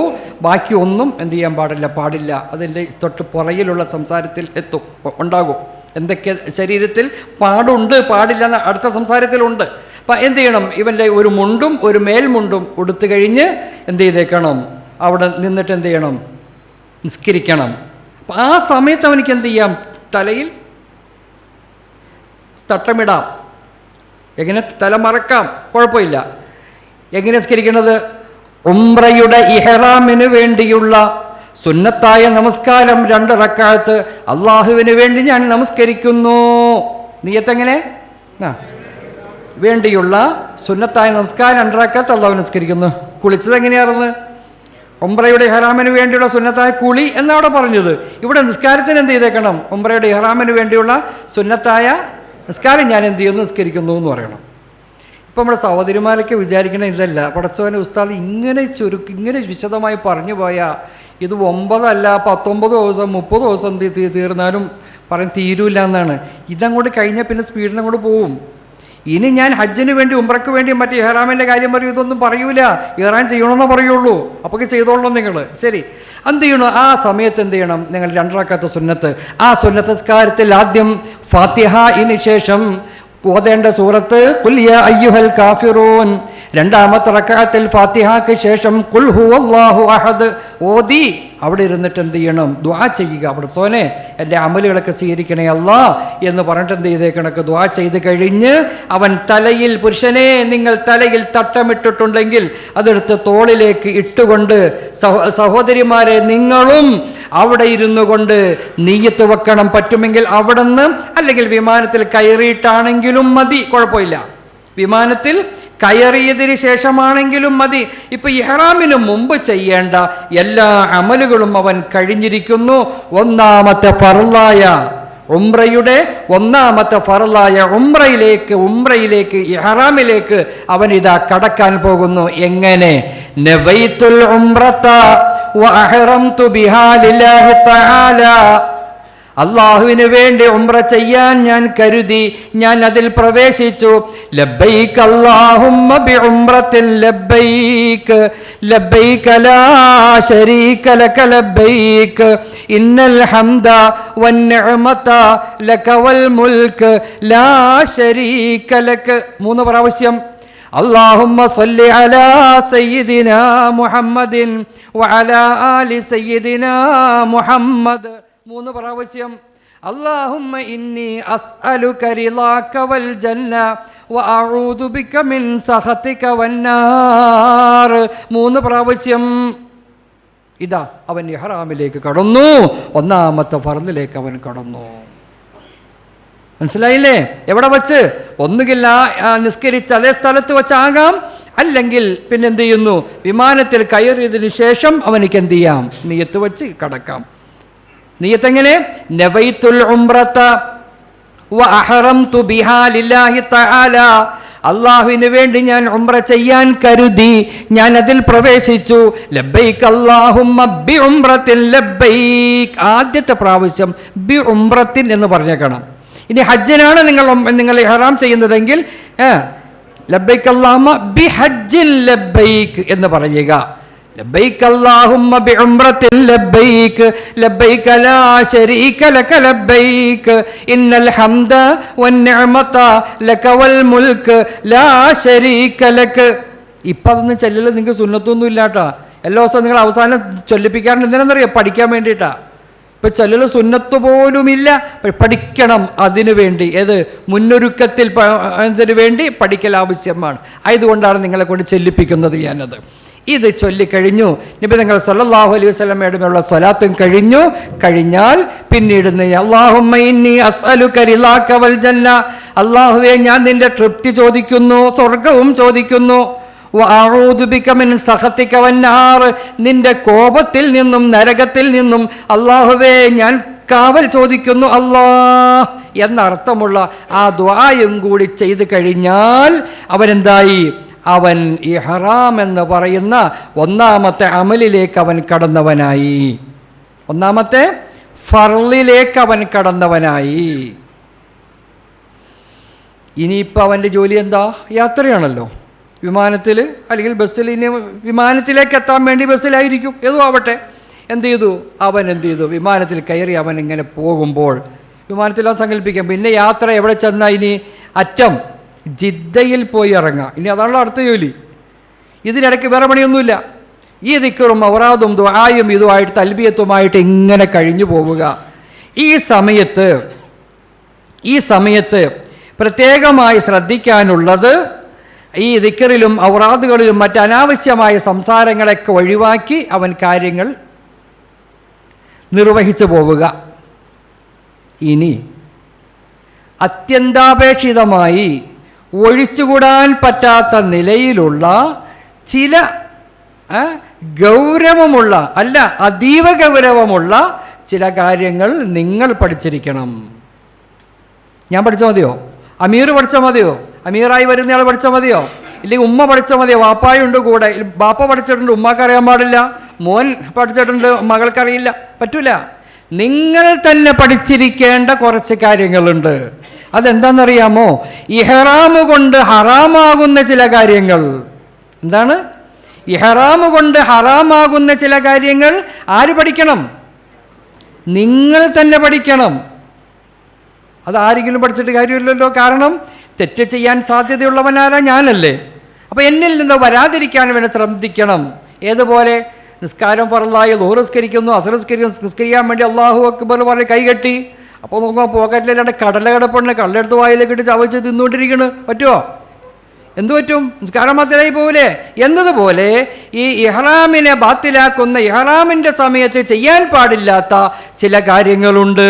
ആ കാര്യം നിങ്ങൾ പഠിച്ചിരിക്കണം. എൻ്റെ പ്രിയപ്പെട്ട പുരുഷന്മാരെ, നിങ്ങളോട് മാത്രമായി പറയാനുള്ളത്, സ്ത്രീകളോടല്ല, പുരുഷന്മാരെ നിങ്ങൾക്ക് മാത്രം 2 കാര്യങ്ങൾ ശ്രദ്ധിക്കുക. ഒന്നാമത്തെ കാര്യം, പുരുഷൻ തല മറക്കാതിരിക്കുക. പുരുഷൻ തല മറക്കാതിരിക്കുക. രണ്ടാമത്തേത്, ചുറ്റി തുന്നപ്പെട്ട വസ്ത്രങ്ങൾ ധരിക്കാതിരിക്കുക. ഒരു മുണ്ടും ഒരു മേൽമുണ്ടും മാത്രമേ ആർക്ക് പാടുള്ളൂ? പുരുഷന്മാർക്ക് പാടുള്ളൂ. ചുറ്റിത്തുന്നപ്പെട്ട വസ്ത്രം ധരിക്കാതിരിക്കുക എന്ന് പറയുമ്പോൾ ഒരു ഷർട്ട് അവൻ എന്ത് ചെയ്ത്? ഇഹ്റാമിന് മുമ്പ് ഊരി അവൻ തോളത്തിട്ട്. കുഴപ്പമുണ്ടോ? ബനിയൻ ഊരി തോളത്തിട്ട് കുഴപ്പമുണ്ടോ? കുഴപ്പമില്ല. കാരണം ധരിക്കലല്ലോ. ബനിയൻ സാധനം ധരിക്കുന്നത് ഇങ്ങനെ ഇടുന്നത് തോളത്തിടുന്നതാണോ? അല്ല, ധരിക്കാൻ പാടില്ല എന്നാണ് പറഞ്ഞതിൻ്റെ അർത്ഥം. മനസ്സിലായല്ലോ? അപ്പോൾ ഒന്ന്, തല മറക്കാൻ പാടില്ല. അതാ ഞാൻ മുമ്പ് പറഞ്ഞത്, ഇഹ്റാമിൻ്റെ നെയ്യത്ത് വെക്കുന്നതിന് മുമ്പ് തല മറച്ചിട്ടുണ്ടെങ്കിൽ അതെടുത്ത് തോളിലേക്ക് ഇട്ടതിന് ശേഷമാണ് പറയേണ്ടത് നവൈത്തുൽ ഉംറത വഹറംതു ബിഹാ ലില്ലാഹി തആല എന്ന് പറയേണ്ടത്. പുരുഷന്മാരെ, നിങ്ങൾ 2 കാര്യം ശ്രദ്ധിക്കണം. എന്താണ്? പറഞ്ഞു, തല മറക്കാൻ പാടില്ല. ഹറാമാണ്. അതുപോലെ തന്നെ ചുറ്റിത്തുന്നപ്പെട്ട വസ്ത്രങ്ങൾ, അടിവസ്ത്രങ്ങളോ ബനിയനോ ഷർട്ടോ എന്താണോ, അവകളൊന്നും ധരിക്കാൻ പാടില്ല. പുരുഷന്മാർക്ക് പ്രത്യേകം ശ്രദ്ധിക്കേണ്ടതുണ്ട്. സ്ത്രീകളെ, നിങ്ങൾ പ്രത്യേകം 2 കാര്യം ശ്രദ്ധിക്കണം. ഒന്ന്, മുഖം മറക്കാൻ പാടില്ല. ഒന്നാമത്തെ കാര്യം എന്താണ്? മുഖമക്കന നിഖാബ് ഉണ്ടല്ലോ, അത് എന്ത് ചെയ്യുന്നു? മുഖം മറക്കാൻ പാടില്ല. രണ്ടാമത്തെ, കയ്യുറ ധരിക്കാൻ പാടില്ല. രണ്ടാമത്തേത്, കയ്യുറ ധരിക്കാൻ പാടില്ല. അപ്പോൾ സ്ത്രീകൾ പ്രത്യേകം ശ്രദ്ധിക്കേണ്ട 2 കാര്യം, പുരുഷന്മാർ പ്രത്യേകം ശ്രദ്ധിക്കേണ്ട 2 കാര്യം. മനസ്സിലായല്ലോ? പുരുഷന്മാരെ സംബന്ധിച്ചിടത്തോളം വിമാനത്തിൽ കയറി നല്ല കൂളിങ്, നല്ല AC ഒക്കെ അടിക്കുമ്പോൾ എന്ത് ചെയ്യുന്നു? നല്ല സുഖമായി കിടന്ന് ഉറങ്ങുമ്പോൾ അതിൻ്റെ കൂളിങ് ചെവിയുടെ ഉള്ളിൽ കൂടെ ഇങ്ങനെ തുളച്ച് കയറുമ്പോൾ എന്ത് ചെയ്യും? തണുത്തിട്ട് പാടില്ല. അപ്പോൾ എന്ത് ചെയ്യുന്നു? പതുക്കെ ഈ ഷാളിങ്ങനെ എടുത്ത് തലയിലേക്ക് ഇട്ട് പുതച്ച് കൂടി ഇങ്ങനെ കിടക്കും. പാടുണ്ടോ? ഹറാമാണ്, തെറ്റാണത്. അപ്പോൾ ആ കാര്യങ്ങളൊക്കെ എന്ത് ചെയ്യണം? പ്രത്യേകം ശ്രദ്ധിക്കണം. സ്ത്രീകൾ 2 കാര്യം, പുരുഷന്മാർ 2 കാര്യം. ഇനി സഹോദരന്മാരെ നിങ്ങളോട് പറയുന്നു പ്രത്യേകമായി. അപ്പോൾ എന്ത് ചെയ്യുന്നു? തുണി ഉടുക്കാമെന്ന് പറഞ്ഞു. തുണിയും മേൽമുണ്ടുമാണല്ലോ. അപ്പോൾ നിങ്ങൾക്ക് ബെൽറ്റ് ധരിക്കാം. ബെൽറ്റ് കെട്ടാം, കുഴപ്പമില്ല. തോൾ സഞ്ചി ഉപയോഗിക്കാം, മോതിരം ഉപയോഗിക്കാം, വാച്ച് കെട്ടാം, ചരട് അരയിൽ കെട്ടുന്ന അല്ലെങ്കിൽ കയ്യിൽ കെട്ടുന്ന ചരട്, അത് നമുക്ക് എന്ത് ചെയ്യാം? അത് വസ്ത്രമല്ല. എന്തല്ല? വസ്ത്രമല്ല. അത് നമുക്ക് എന്ത് ചെയ്യാം? ഉപയോഗിക്കാം. അതുപോലെ അങ്ങനെയുള്ള കാര്യങ്ങൾ എന്ത് ചെയ്യുക? ഉപയോഗിക്കുന്നതിന് കുഴപ്പമില്ല. ഇനി മേൽമുണ്ടായി ഇടുന്ന വസ്തുവിനെ ഇങ്ങനെ എന്ത് ചെയ്തു? ഇങ്ങനെ ഇട്ടതിന് ശേഷം എന്ത് ചെയ്യുന്നു? അവൻ പിന്നുകൊണ്ട് കുത്തി വെച്ചു, അല്ലെങ്കിൽ ബട്ടൺസ് ഇട്ട് വെച്ചു. പാടുണ്ടോ? പാടില്ല, ഹറാമാണ്. അപ്പം നിങ്ങൾ അവിടെ ചെല്ലുമ്പോൾ പലരും അങ്ങനെ ചെയ്തേക്കണ കാണും. അവർ ചെയ്തോട്ടെ, നിങ്ങൾ അന്വേഷിക്കാൻ വേണ്ടി നടക്കണ്ട. നിങ്ങളെന്ത് ചെയ്യാൻ പാടില്ല? അത് ഉപയോഗിക്കാൻ പാടില്ല. ആ രീതിയിൽ പ്രത്യേകം എന്ത് ചെയ്യുക? ശ്രദ്ധിക്കുക. അതോടൊപ്പം തന്നെ അപ്പോൾ 2 കൂട്ടക്കാരും പ്രത്യേകിച്ച് ചെയ്യേണ്ട കാര്യങ്ങൾ ഉണർത്തിയല്ലോ. ഇനി 2 കൂട്ടക്കാരും ശ്രദ്ധിക്കേണ്ട കാര്യം, സ്ത്രീയും പുരുഷനും ശ്രദ്ധിക്കാനുള്ള കാര്യം, ഒന്ന്, ശരീരത്തിലുള്ള രോമങ്ങൾ നീക്കാൻ പാടില്ല. മുമ്പ് നീക്കാൻ പറഞ്ഞിരുന്നല്ലോ, നീക്കി കളഞ്ഞു. ഇനി എന്ത് ചെയ്യാൻ പാടില്ല? ഓ, ഞാൻ മറന്നു പോയിരുന്ന അന്ന് ചെയ്യാമെന്ന് പറഞ്ഞാൽ ഇപ്പോൾ ചാൻസാണ്, പാടില്ല എന്നർത്ഥം. ശരീരത്തിലുള്ള രോമങ്ങൾ എന്ത് ചെയ്യാൻ പാടില്ല? നീക്കാൻ പാടില്ല. നഖം മുറിക്കാൻ പാടില്ല. ഇഹ്റാമിലേക്ക് കടന്നു കഴിഞ്ഞാൽ പിന്നെ എന്ത് ചെയ്യാൻ പാടില്ല? നഖം മുറിക്കാൻ പാടില്ല. പ്രത്യേകം ശ്രദ്ധിക്കേണ്ട കാര്യമാണ്. അതോടൊപ്പം തന്നെ സുഗന്ധം പൂശുക, ഇതും ഹറാമാണ്. സുഗന്ധം മുമ്പ് പൂശിയില്ലേ നിങ്ങൾ? പൂശിയായിരുന്നല്ലോ, കുഴപ്പമില്ല. എപ്പോഴായിരുന്നു ചെയ്തത്? നിയ്യത്തിന് മുമ്പായിരുന്നില്ലേ? കുഴപ്പമില്ല. നിയ്യത്ത് കഴിഞ്ഞിട്ടോ? ഹറാം. അതിന് മുമ്പ് സുന്നത്തായിരുന്നു. നഖം വെട്ടൽ സുന്നത്തായിരുന്നു, രോമങ്ങൾ നീക്കൽ സുന്നത്തായിരുന്നു. നിയ്യത്ത് വെച്ച് കഴിഞ്ഞാൽ ഇതെല്ലാം എന്തായി? ഹറാമായി മാറി, ഹറാമായി മാറി. അതോടൊപ്പം തന്നെ തലയിലും ദാടിയിലും എണ്ണ പൂശുക എന്നതും ഹറാമാണ്. എണ്ണ തലമുടി പാറിപ്പറന്ന് നടക്കും. അപ്പം നമ്മൾ എന്ത് ചെയ്യും? ചിലപ്പോൾ എണ്ണയൊക്കെ കൊണ്ടുപോയിട്ടുണ്ടെങ്കിൽ, വെളിച്ചെണ്ണ പോലുള്ള വസ്തുക്കളുണ്ടെങ്കിൽ എന്ത് ചെയ്യുന്നു? കയ്യിൽ തേച്ചിട്ട് എന്ത് ചെയ്യുന്നു? തലമുടി പാടില്ല, ഹറാമാണ്. ദാടിയിൽ പാടില്ല, ഹറാമാണ്. പോണ വയ്ക്ക് നെയ്യപ്പൊക്കെ കിട്ടും ചില സമയത്ത്. നെയ്യപ്പൊക്കെ തിന്ന് കഴിയുമ്പോൾ അതിനകത്ത് വെളിച്ചെണ്ണയൊക്കെ ഉണ്ടാവും. അന്ന് ഇരിക്കട്ടെ, ചെറിയ താടിമേന്ന് ഇല്ലെങ്കിൽ എന്ത് തലയിൽ പാടുണ്ടോ? ഇല്ല, ഇല്ല. എന്നാൽ കാലത്തേക്കണതിന് കുഴപ്പമുണ്ടോ? കുഴപ്പമില്ല. കാലത്തേക്കാൾ തലയിലും ദാടിയിലുമാണ്. എവിടെയാണ്? തലയിലും ദാടിയിലുമാണ് പാടില്ല എന്ന് പറഞ്ഞത്. കാലത്തേക്കണതിന് കുഴപ്പമൊന്നുമില്ല, കുഴപ്പം. അതുപോലെ പലഹാരങ്ങൾ കിട്ടും, പലതും വസ്തുക്കളും അതിലും. അതോടൊപ്പം തന്നെ സുഗന്ധം, കുളിക്കുന്ന സമയത്ത് സോപ്പിട്ട് കുളിക്കും, പാടില്ല. എപ്പോഴ്?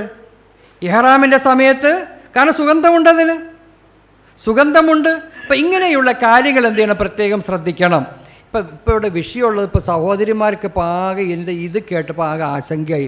പൊടച്ചവനെ, സോപ്പിട്ട് കുളിച്ചില്ല എന്ന് പറഞ്ഞാൽ അവിടെ കുളി ചെയ്യാവൂല എന്നാണ് അവരൊക്കെ വിചാരിച്ചിരിക്കുന്നത്. അവിടെ നിൽക്കട്ടെ, അതൊക്കെ പോട്ടെ. എൻ്റെ ഉസ്താദെ, കുളിക്കണ സമയത്ത് മുടി പോവാതിരിക്കുമോ? ഏത് ലോകത്തിലെ ഏതെങ്കിലും പെണ്ണ് കുളിക്കണ സമയത്ത് മുടി കൊഴിഞ്ഞു പോകാത്ത സംഭവം ഉണ്ടാവാറുണ്ടോ? ഇഷ്ടം പോലെ പോവില്ലേ?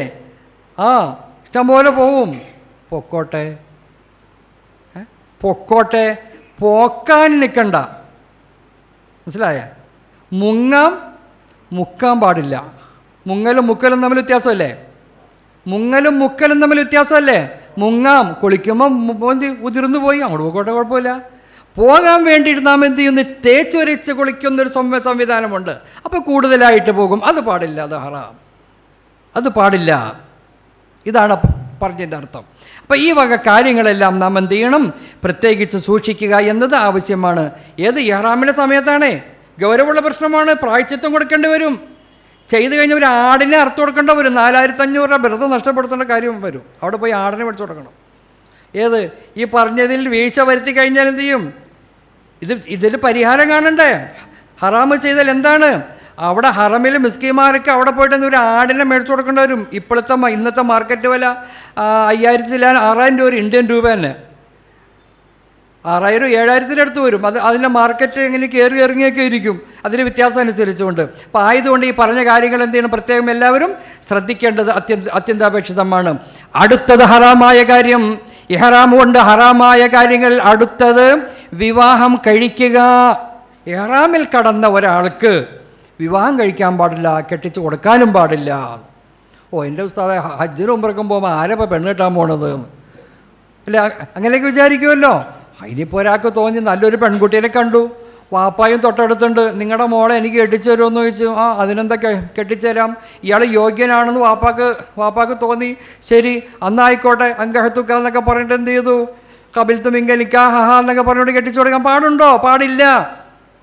അതാണ് വിവാഹം കഴിപ്പിക്കുക എന്നെന്ത് ചെയ്യാൻ പാടില്ല? വിവാഹം കഴിക്കുക എന്നുള്ളതാണ് പാടില്ല, അതും ഹറാമാണ്. അടുത്തത് ഭാര്യ ഭർത്താക്കന്മാർ തമ്മിലുള്ള ലൈംഗിക ബന്ധത്തിൽ ഏർപ്പെടുക, അതും നിഷിദ്ധമാണ്. എപ്പോൾ? ഇഹ്റാമിൽ കടന്നതിന് ശേഷം ഭാര്യ ഭർത്താക്കന്മാർ തമ്മിലുള്ള ലൈംഗിക ബന്ധവും അനുബന്ധമായ കാര്യങ്ങളും. അപ്പോൾ എന്ത് പറയും? അനുബന്ധമായ കാര്യങ്ങൾ, സ്പർശനം, മറ്റു കാര്യങ്ങളോ? അതെ, വികാരത്തോടു കൂടെയുള്ള ദർശന സ്പർശന ചുംബനങ്ങളെല്ലാം ഹറാം, നിഷിദ്ധം. വികാരത്തോടെ, അല്ലാതെ ബാഗ് എടുത്ത സമയത്ത് ഇന്നൊക്കെ പിടിച്ചോളാൻ പറയുമ്പോൾ കയ്യെ പിടിച്ചു കുഴപ്പമില്ല.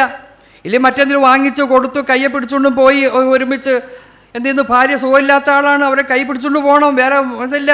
അതോടെ വികാരത്തിൻ്റെ പേരിലല്ല, അവരെ സഹായിക്കാൻ വേണ്ടിയാ, കുഴപ്പമില്ല, യാതൊരു പ്രശ്നമില്ല.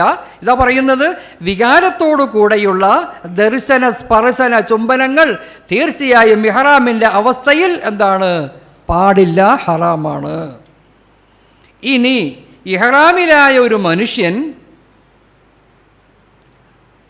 അബദ്ധവശത്താൽ അവൻ ഭാര്യയുമായുള്ള ബന്ധത്തിൽ ഏർപ്പെട്ടു പോയാലോ, വലിയ തെറ്റാണത്, വലിയ തന്നെ ഗൗരവമുള്ള തെറ്റാണ്. എന്ത് ചെയ്യുന്നു, അതോടുകൂടെ അവൻ്റെ ഹജ്ജ് ബാത്തിലായി പോകുന്നു. ആ വർഷത്തെ ഹജ്ജ് അവനിക്ക് നഷ്ടപ്പെട്ടു പോകും. അവൻ്റെ ചെയ്യേണ്ട അമലുകൾ പൂർത്തിയാക്കണം, അത് വേറെ വശം. പക്ഷെ എന്ത് ചെയ്യുന്നു, ആ അമലെന്ത് ചെയ്യും പോവും, ഹജ്ജ് എന്തായി പോവും, നഷ്ടപ്പെട്ടു പോകും. അതിന് പ്രായശ്ചിത്തമായി അതേ വർഷത്തിൽ തന്നെ അവൻ എന്ത് ചെയ്തേക്കണം, ഒരു ഒട്ടകത്തെ അറുത്തു കൊടുക്കണം. ആടിനെയല്ല കേട്ടോ, ആടിനെയാണെങ്കിൽ 4500-5000 രൂപ കൊടുത്താൽ മതിയാവും. ഒട്ടകത്തിനെന്ന് പറഞ്ഞാൽ 10,50,000 60,000 രൂപയായിരുന്നു അന്ന്. ഇന്നിപ്പോൾ എത്രയാണെന്ന് എനിക്കറിയാൻ പാടില്ല. 60,000 അടുത്ത് എന്ത് ചെയ്യും, ഒരു ഒട്ടകത്തെ എന്ത് ചെയ്യേണ്ടി വരും, ആ വർഷം തന്നെ എന്ത് ചെയ്യേണ്ടി വരും, അറുത്തു കൊടുക്കേണ്ടി വരും. അതോടൊപ്പം തന്നെ ഈ ഹജ്ജിനെ അവൻ ഖളാ വീട്ടേണ്ടിയും വരും. എന്ത് ചെയ്യേണ്ടി വരും എന്ന് തൊട്ടടുത്ത വർഷം തന്നെ ചെയ്യേണ്ടി വരും. തൊട്ടടുത്ത വർഷം തന്നെ എന്ത് ചെയ്യേണ്ടി വരും. ഇത്രയും ഗുരുതരമായ വിഷയമാണ്. അപ്പോൾ ഈ പറഞ്ഞ കാര്യങ്ങളെല്ലാം പ്രത്യേകം ശ്രദ്ധിക്കുകയും സൂക്ഷിക്കുകയും ചെയ്യുക. അതോടൊപ്പം മറ്റൊരു കാര്യം ഹറാമായത് വേട്ടയാടുക എന്നുള്ളത്. മൃഗങ്ങളെ, മക്കയിലുള്ള മൃഗങ്ങളെ കൊല്ലാനും പിടിക്കാനും മറ്റൊന്നിനും ജീവികളെയൊക്കെ ഉപദ്രവിക്കാനും ഇങ്ങനെയുള്ള കാര്യങ്ങൾക്കൊന്നും എന്ത് ചെയ്യാൻ പാടില്ല, പോകാൻ പാടില്ല. ഇതെല്ലാം പ്രത്യേകമായി ശ്രദ്ധിക്കേണ്ട കാര്യമാണ്. ആര്, ഇഹ്റാമിൽ പോകുന്ന ആളുകൾ എന്ത് ചെയ്യണം, പ്രത്യേകമായി ശ്രദ്ധിക്കേണ്ട കാര്യമാണ്. ഓർമ്മയുണ്ടപ്പോൾ എന്തൊക്കെയാണ് പറഞ്ഞത്, ഇതറിയണം. 1, സ്ത്രീകൾ മാത്രം ശ്രദ്ധിക്കേണ്ട കാര്യങ്ങൾ. 2, 1 മുഖമക്കനയും കയ്യുറയും. പുരുഷന്മാർ മാത്രം ശ്രദ്ധിക്കേണ്ട 2 കാര്യം. 1, അവർ തലമറക്കാൻ പാടില്ല, അതുപോലെ തുന്നപ്പെട്ട വസ്ത്രങ്ങൾ ധരിക്കാൻ പാടില്ല. പിന്നീട് 2 കൂട്ടക്കാർ ശ്രദ്ധിക്കേണ്ട കാര്യങ്ങൾ ഏതൊക്കെ, രോമങ്ങൾ നീക്കാൻ പാടില്ല, നീക്കാൻ പാടില്ല, നീങ്ങാൻ പാടില്ല എന്നല്ല കേട്ടോ പറഞ്ഞത്, നീക്കാൻ പാടില്ല. നഖം വെട്ടാൻ പാടില്ല, സുഗന്ധം പൂശാൻ പാടില്ല, എണ്ണ പൂശാൻ പാടില്ല, വിവാഹം കഴിക്കാൻ പാടില്ല, അതുപോലെ തന്നെ ഭാര്യ-ഭർത്തൃ ബന്ധം പാടില്ല, വികാരത്തോടുകൂടെയുള്ള ഈ അവസ്ഥ. മറ്റു കാര്യങ്ങളും എന്ത് ചെയ്യാൻ പാടില്ല, പാടില്ല. അതുപോലെ വേട്ടയാടുക എന്നുള്ളതും അനുവദിക്കപ്പെട്ട കാര്യമല്ല, പ്രത്യേകം ശ്രദ്ധിക്കേണ്ട കാര്യമാണ് എന്നർത്ഥം. അപ്പം ഈ ഇഹ്റാം എന്ന് പറയുന്ന 1ാമത്തെ ഫർളിൽ കടന്നത് മുതൽ ഇവൻ ഇത് കഴിയുന്നത് വരെ, എപ്പോഴാണ് കഴിയണ, എപ്പോഴാണ് ഒന്ന് പറഞ്ഞേ, അവസാനം മുടി കളയലല്ലേ അവസാനം പറഞ്ഞത്. 1ാമത്തെ ഫർള് പറഞ്ഞേ ഇഹ്റാം അല്ലേ, 2ാമത്തെ പറഞ്ഞേ തവാഫ്, തവാഫിലേക്ക് കടന്നിട്ടില്ല കേട്ടോ നമ്മൾ. 2 തവാഫ്, 3 സഅയ്, 4 മുടി കളഞ്ഞതിന് ശേഷം ഓക്കെ, എല്ലാം ഓക്കെ ആയി, പിന്നെ കുഴപ്പമൊന്നുമില്ല. അപ്പം അതുവരെ എന്ത് ചെയ്യണം, ഈ മുഹറമാത്തുൽ ഇഹ്റാം, ഇഹ്റാം കൊണ്ട് ഹറാമായ കാര്യങ്ങൾ എന്ത് ചെയ്യേണ്ടി വരും, അവൻ സൂക്ഷിക്കേണ്ടി വരും. ഇങ്ങനെ പോകുന്ന സമയത്ത് ഇവൻ്റെ അമലുകൾക്ക് കോട്ടം വരുത്താത്ത നിലയിൽ, വീഴ്ച വരുത്താത്ത നിലയിൽ പ്രത്യേകമായി അവൻ എന്ത് ചെയ്യേണ്ടി വരും, സൂക്ഷിക്കേണ്ടി വരും. പലതും അനാവശ്യമായ സംസാരം, അനാവശ്യമായ പ്രവർത്തനങ്ങൾ, അനാവശ്യമായ ഇടപെടലുകൾ പലതും ഇതിൻ്റെ ഇടയിൽ എന്ത് ചെയ്യേണ്ടി വരും, ഒരു പക്ഷേ അവൻ ബന്ധപ്പെടേണ്ട വരും. അത് ബന്ധപ്പെടുത്താൻ വേണ്ടി ചില ദുശക്തികൾ നമ്മളോടൊപ്പം കടന്നുകൂടും. ആ ദുശക്തിയെ പ്രത്യേകമായി നാം കരുതേണ്ടതുണ്ട്. ഒരു വിമാനത്തിൽ സഞ്ചരിക്കുന്ന അതിൻ്റെ സീറ്റ് 450 സീറ്റുള്ള വിമാനമാണ് എങ്കിൽ ഈ 450 സീറ്റിനകത്തും ടിക്കറ്റും പാസ്പോർട്ട് കൊടുത്തുകൊണ്ട് യാത്ര ചെയ്യുന്നവരാണ് നിങ്ങളെങ്കിൽ, നിങ്ങളോടൊപ്പം ടിക്കറ്റുമില്ല, പാസ്പോർട്ടുമില്ല, പൈസയും കൊടുക്കാതെ ഫ്രീ ആയി സഞ്ചരിക്കുന്ന ഒരാൾ നിങ്ങളുടെ കൂടെ ഉണ്ടാകും. അയാളെ നിങ്ങൾ സൂക്ഷിക്കണം. ആരാത്? ശ്രീമാൻ ഇബ്ലീസ് അല്ലേ. പണ്ടൊക്കെ ഇബ്ലീസ് എന്നൊക്കെ പറയുമ്പോൾ ലഅനത്തുല്ലാഹി അലൈഹി എന്നൊക്കെ പറയാറുണ്ടായിരുന്നു പണ്ട്. അല്ല ഉസ്താദ്, അങ്ങനെയല്ല സാർ? ഇപ്പം ഇതൊന്നും പറയണില്ല. ഇപ്പം അല്ലേ ഇബ്ലീസ് ലഈൻ എന്ന് പറയുമ്പോൾ ലഈനായ ഒന്നും പറയാറില്ല. ഇപ്പം എന്ത് ചെയ്യുന്നു, അതിലും വലിയ ഇബ്ലീസാ നമ്മൾ. പിന്നെ അതിലും വലിയ സാധനം നമ്മുടെ കയ്യിലിരിക്കണത്. ആകട്ടെ, അല്ലാഹു തആല കാത്തുരക്ഷിക്കുമാറാകട്ടെ. വിശുദ്ധമായ ഖുർആനിൽ അല്ലാഹു തആല പറയുന്നു, ഖാല ഫബിമാ അഗ്വൈതനി ലഅഖഉദന്ന ലഹും സിറാത്തകൽ മുസ്തഖീം ثم لآتينهم من بين أيديهم ومن خلفهم وعن أيمانهم وعن شمائلهم ولا تجد أكثرهم شاكرين. അല്ലാഹു സുബ്ഹാനഹു വ തആല വിശുദ്ധമായ ഖുർആനിലൂടെ നമ്മോട് പറയുന്നു, ഇബ്ലീസുൽ ലഈനിനെ അല്ലാഹു തആല സ്വർഗ്ഗത്തിൽ നിന്നും പുറത്താക്കിയതിൻ്റെ ദേഷ്യം കൊണ്ട് അവൻ അള്ളാഹുടെ മുമ്പിൽ പറയുന്നു, ഫബിമാ അഗ്വൈതനി, അള്ളാഹുവേ നീ എന്നെ വഴിപിഴപ്പിച്ചതിൻ്റെ പേരിൽ ലഅഖഉദന്ന ലഹും, ആ മുഅ്മിനീങ്ങളായ ആളുകളുടെ മുമ്പിൽ ഞാൻ കാത്തിരിക്കും. ആരുടെ മുമ്പിൽ? ആ മുഅ്മിനീങ്ങൾ നിന്നെക്കൊണ്ട് വിശ്വസിച്ച സത്യവിശ്വാസികളായ ആളുകളുടെ മുമ്പിൽ ഞാൻ അവർക്ക് വേണ്ടി കാത്തിരിക്കും. എവിടെ? സിറാത്തകൽ മുസ്തഖീം, മുസ്തഖീമായ നേരായ പാതയിൽ ഞാൻ അവർ സഞ്ചരിക്കുമ്പോൾ ആ പാതയിൽ മുഴുവനും ഞാൻ കാത്തിരിക്കും. തുമ്മല ആത്തിയന്നഹും മിൻ ബൈനി ഐദിഹിം വമിൻ ഖൽഫിഹിം, അവരുടെ മുമ്പിലൂടെയും അവരുടെ പിമ്പിലൂടെയും അവരുടെ വലതുഭാഗത്തോടെയും അവരുടെ ഇടതുഭാഗത്തോടെയും എല്ലാം ഞാൻ ചെല്ലും, അവരെ ഞാൻ ആക്രമിക്കും. വലാ തജിദു അക്തറഹും ഷാകിരീൻ, അധിക പേരെയും നിനക്ക് ശുക്ർ ചെയ്യുന്നവരായി കണ്ടെത്തിക്കാൻ സാധ്യമാവുകയില്ല അല്ലാഹ്. ആയതുകൊണ്ട് ഞാൻ ഈ മുഅ്മിനീങ്ങളെ പിഴപ്പിക്കാൻ പറ്റുന്ന ഏതെല്ലാം മാർഗങ്ങളുണ്ടോ, ഇടതുവശത്തോടെയും വലതുവശത്തോടെയും മുമ്പിലൂടെയും പിമ്പിലൂടെയും എല്ലാം ഞാൻ കടന്നു ചെന്ന് അവരെ ഞാൻ ആക്രമിക്കുക തന്നെ ചെയ്യുമെന്ന് വിശുദ്ധമായ ഖുർആനിലൂടെ അല്ലാഹു തആല നമ്മെ ഓർമ്മിപ്പിക്കുകയാണ്. ആയതുകൊണ്ട് പൈശാചിക ശക്തിയെ പ്രത്യേകിച്ച് നാം കരുതിയിരിക്കുകയും നമ്മുടെ ഈ യാത്രാവേളയിൽ മുഴുവനിലും ലബ്ബൈക് അല്ലാഹുമ്മ ലബ്ബൈക് ലബ്ബൈക ലാ ശരീക ലക ലബ്ബൈക് എന്ന നിലയിലുള്ള ആ തൽബിയത്തും ചൊല്ലി നബി തങ്ങൾ സല്ലല്ലാഹു അലൈഹി വസല്ലമയുടെ മേലുള്ള സ്വലാത്തും ചൊല്ലി അവൻ ഇതാ അങ്ങനെ പോകുന്നു. ദുആയും ചെയ്തു, അല്ലാഹുമ്മ ഇന്നി അസ്അലുക റിളാക വൽ ജന്ന വ അഊദു ബിക മിൻ സഖതിക വന്നാർ എന്ന നിലയിലുള്ള ആ ദുആയും ചൊല്ലിക്കൊണ്ട് ഇങ്ങനെ പോവുകയാണ്. എവിടെ ചെന്നിറങ്ങി? നേരെ ജിദ്ദ എയർപോർട്ടിൽ ചെന്നിറങ്ങി. ജിദ്ദ എയർപോർട്ടിൽ ചെന്നിറങ്ങി കഴിഞ്ഞാൽ അവിടെ ചില യാത്രാ സംബന്ധമായ പല കാര്യങ്ങളും നിങ്ങൾ ചെയ്യേണ്ടി വരും. അത് ഞാൻ ഇവിടെ വെച്ച് പറഞ്ഞിട്ടൊന്നും കാര്യമില്ല, മനസ്സിലാക്കാനോട് പറ്റയില്ല. അവിടുത്തെ മറ്റുള്ളവർ ചെയ്യുന്നത് പോലെയൊക്കെ കണ്ടറിഞ്ഞ് ചെയ്യുക. അതെങ്ങനെ? മുമ്പിൽ നിൽക്കുന്നവൻ എന്താണ് ചെയ്യണമെന്ന് ബാക്കിൽ നിൽക്കണമെന്ന് നോക്കിക്കുക, ഇത് മതി. അപ്പോൾ എന്ത് ചെയ്യുന്നു? ഇതിന്ന് വേറെ ലോകത്താണ്, വേറെ ഫോൺ, ആ ഫോൺ, ആ സിമ്മ്, ഈ സിമ്മ്, ഇങ്ങനെ കരുതല. അപ്പോൾ വേറെ ഇവൻ്റെ എന്താണ് ഇനി ചെയ്യേണ്ടത് എന്നുള്ള കാര്യം ഒന്നും അറിയില്ല. അപ്പോൾ എന്ത് ചെയ്യണം? ഓരോരുത്തർ ലൈനായി നിൽക്കുമ്പോൾ മുമ്പിലുള്ള ആൾ ചെയ്യും പോലെ ഞാനും ചെയ്യണം. അപ്പോൾ എന്ത് ചെയ്യും? പാസ്പോർട്ട് എടുത്ത് വെക്കണം.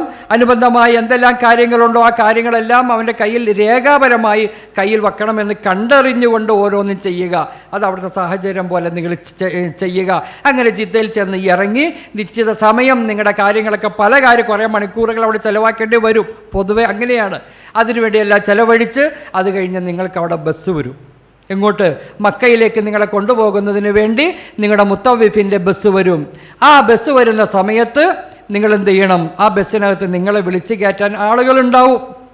ആര്? ഹജ്ജ് കമ്മിറ്റിയിലാണെങ്കിലും പ്രൈവറ്റിലാണെങ്കിലും നിങ്ങളെ വിളിച്ച് ബസ്സിൽ കയറ്റാൻ വേണ്ടി എന്തുണ്ടാകും? ആളുണ്ടാകും. അങ്ങനെ നിങ്ങളെല്ലാവരും കൂടി നിങ്ങളുടെ യാത്രാ രേഖകളെല്ലാം പ്രത്യേകം കയ്യിലുണ്ട് എന്ന് ഉറപ്പ് വരുത്തിക്കൊണ്ട് എന്ത് ചെയ്യണം? അങ്ങനെ പോകുമ്പോൾ ബസ്സിൽ കയറി ഇതാ വീണ്ടും പോവുകയാണ്. എങ്ങോട്ട്? മക്കയിലേക്ക് പോവുകയാണ്. ഏകദേശം 80 കിലോമീറ്റർ അകലെയുള്ള വിശുദ്ധമായ മക്കയിലേക്കാണ്, ഹറമിലേക്കാണ് ഇതാ നിങ്ങൾ യാത്ര തുടരുന്നത്. ഇപ്പോൾ ഇവിടുന്ന് എത്ര പറല് കഴിഞ്ഞിപ്പോൾ? നമ്മുടെ ഒറ്റ പറലല്ലേ ആയിട്ടുള്ളൂ. ഇനി 3 ബാക്കിയെടുക്കാണ്. ബാക്കിയുള്ള കാര്യങ്ങൾ അവിടെ ചെന്നിട്ട് ചെയ്യേണ്ടത്. ഇതാ നിങ്ങൾ ബസ്സിനകത്ത് പോയി ഇതാ വിശുദ്ധമായ ഹറമിലേക്ക് എത്തുന്നതിന് ഏകദേശം 10 കിലോമീറ്ററിൻ്റെ മുമ്പിൽ, ഏകദേശം 10 കിലോമീറ്റർ അവശേഷിക്കും. അപ്പോൾ 80ൻ്റെ മുമ്പ് 10 കിലോമീറ്റർ 70 കിലോമീറ്റർ സഞ്ചരിച്ച് കഴിയുമ്പോൾ നിങ്ങൾക്ക് കാണാം വിശുദ്ധമായ ഹറമിൻ്റെ ഒരു ബൗണ്ടറി, ഒരടയാളം, റാ മോഡലിലുള്ള ഒരു ആർച്ച്, അതിനപ്പുറത്ത് റൈഹാല് പോലെയുള്ള ഒരു ആർച്ച് നിങ്ങൾക്ക് കാണാം. ആ ആർച്ചിലേക്ക് കടക്കുന്ന സമയത്ത് ഇതാ ഹറമിലേക്ക്, വിശുദ്ധമായ ഹറമിലേക്ക് കടക്കുകയാണ്. അല്ലാഹു സുബ്ഹാനഹു വ തആല അല്ലാഹുവിൻ്റെ പ്രത്യേകക്കാരായ ആളുകൾക്ക് കൊടുക്കുന്ന ആനുകൂല്യമാണ്. ആർക്ക്? മുഅ്മിനീങ്ങളായ ആളുകൾക്ക്. അല്ലാത്തവർക്ക് കടക്കാൻ പറ്റൂല, മറ്റൊരു വഴിയിലൂടെ സഞ്ചരിക്കാൻ പറ്റുള്ളൂ. നിങ്ങൾക്ക് ഈമാനുള്ളതിൻ്റെ പേരിൽ, മുഅ്മിനീങ്ങളായതിൻ്റെ പേരിൽ നിങ്ങളെ മാത്രമേ, അതേ മുസ്ലിമീങ്ങളെ മാത്രമേ ആ കവാടത്തിലൂടെ കടത്തിവിടുകയുള്ളൂ. പ്രത്യേകം നാം മനസ്സിലാക്കണം, അള്ളാഹു നമുക്ക് നൽകിയ ഏറ്റവും വലിയ അനുഗ്രഹമാണ്. ആ കവാടത്തിലേക്ക് എത്തുമ്പോൾ അവിടെ ഒരു പ്രത്യേകമായ ദുആ ഉണ്ട്. എന്താണെന്നല്ലേ? അല്ലാഹുമ്മ ഹാദാ ഹറമുക വഅംനുക ഫഹർരിംനി അലന്നാർ വആമിന്നി അദാബക യൗമ തബ്അതു ഇബാദക വജഅൽനി മിൻ ഇബാദിക സ്സാലിഹീൻ. ഏ അല്ലാഹുവേ, ഇത് നിന്റെ വിശുദ്ധമായ ഹറമാണ്. നീ ഇത് പവിത്രമാക്കിയ പുണ്യഭൂമിയിലേക്ക് ഞാൻ ഇതാ കടക്കുന്നു. അല്ലാ വ അംനുക, നീ നിർഭയത്വം നൽകിയ പുണ്യഭൂമിയാണ് റബ്ബേ. ആയതുകൊണ്ട് ഫഹർരിംനി അലന്നാർ, നരകത്തിൻ്റെ തീയിൽ നിന്നും നീ എന്നെ കാത്തുരക്ഷിക്കണമേ. നരകത്തിൻ്റെ തീ എനിക്ക് ഹറാമാക്കണമേ.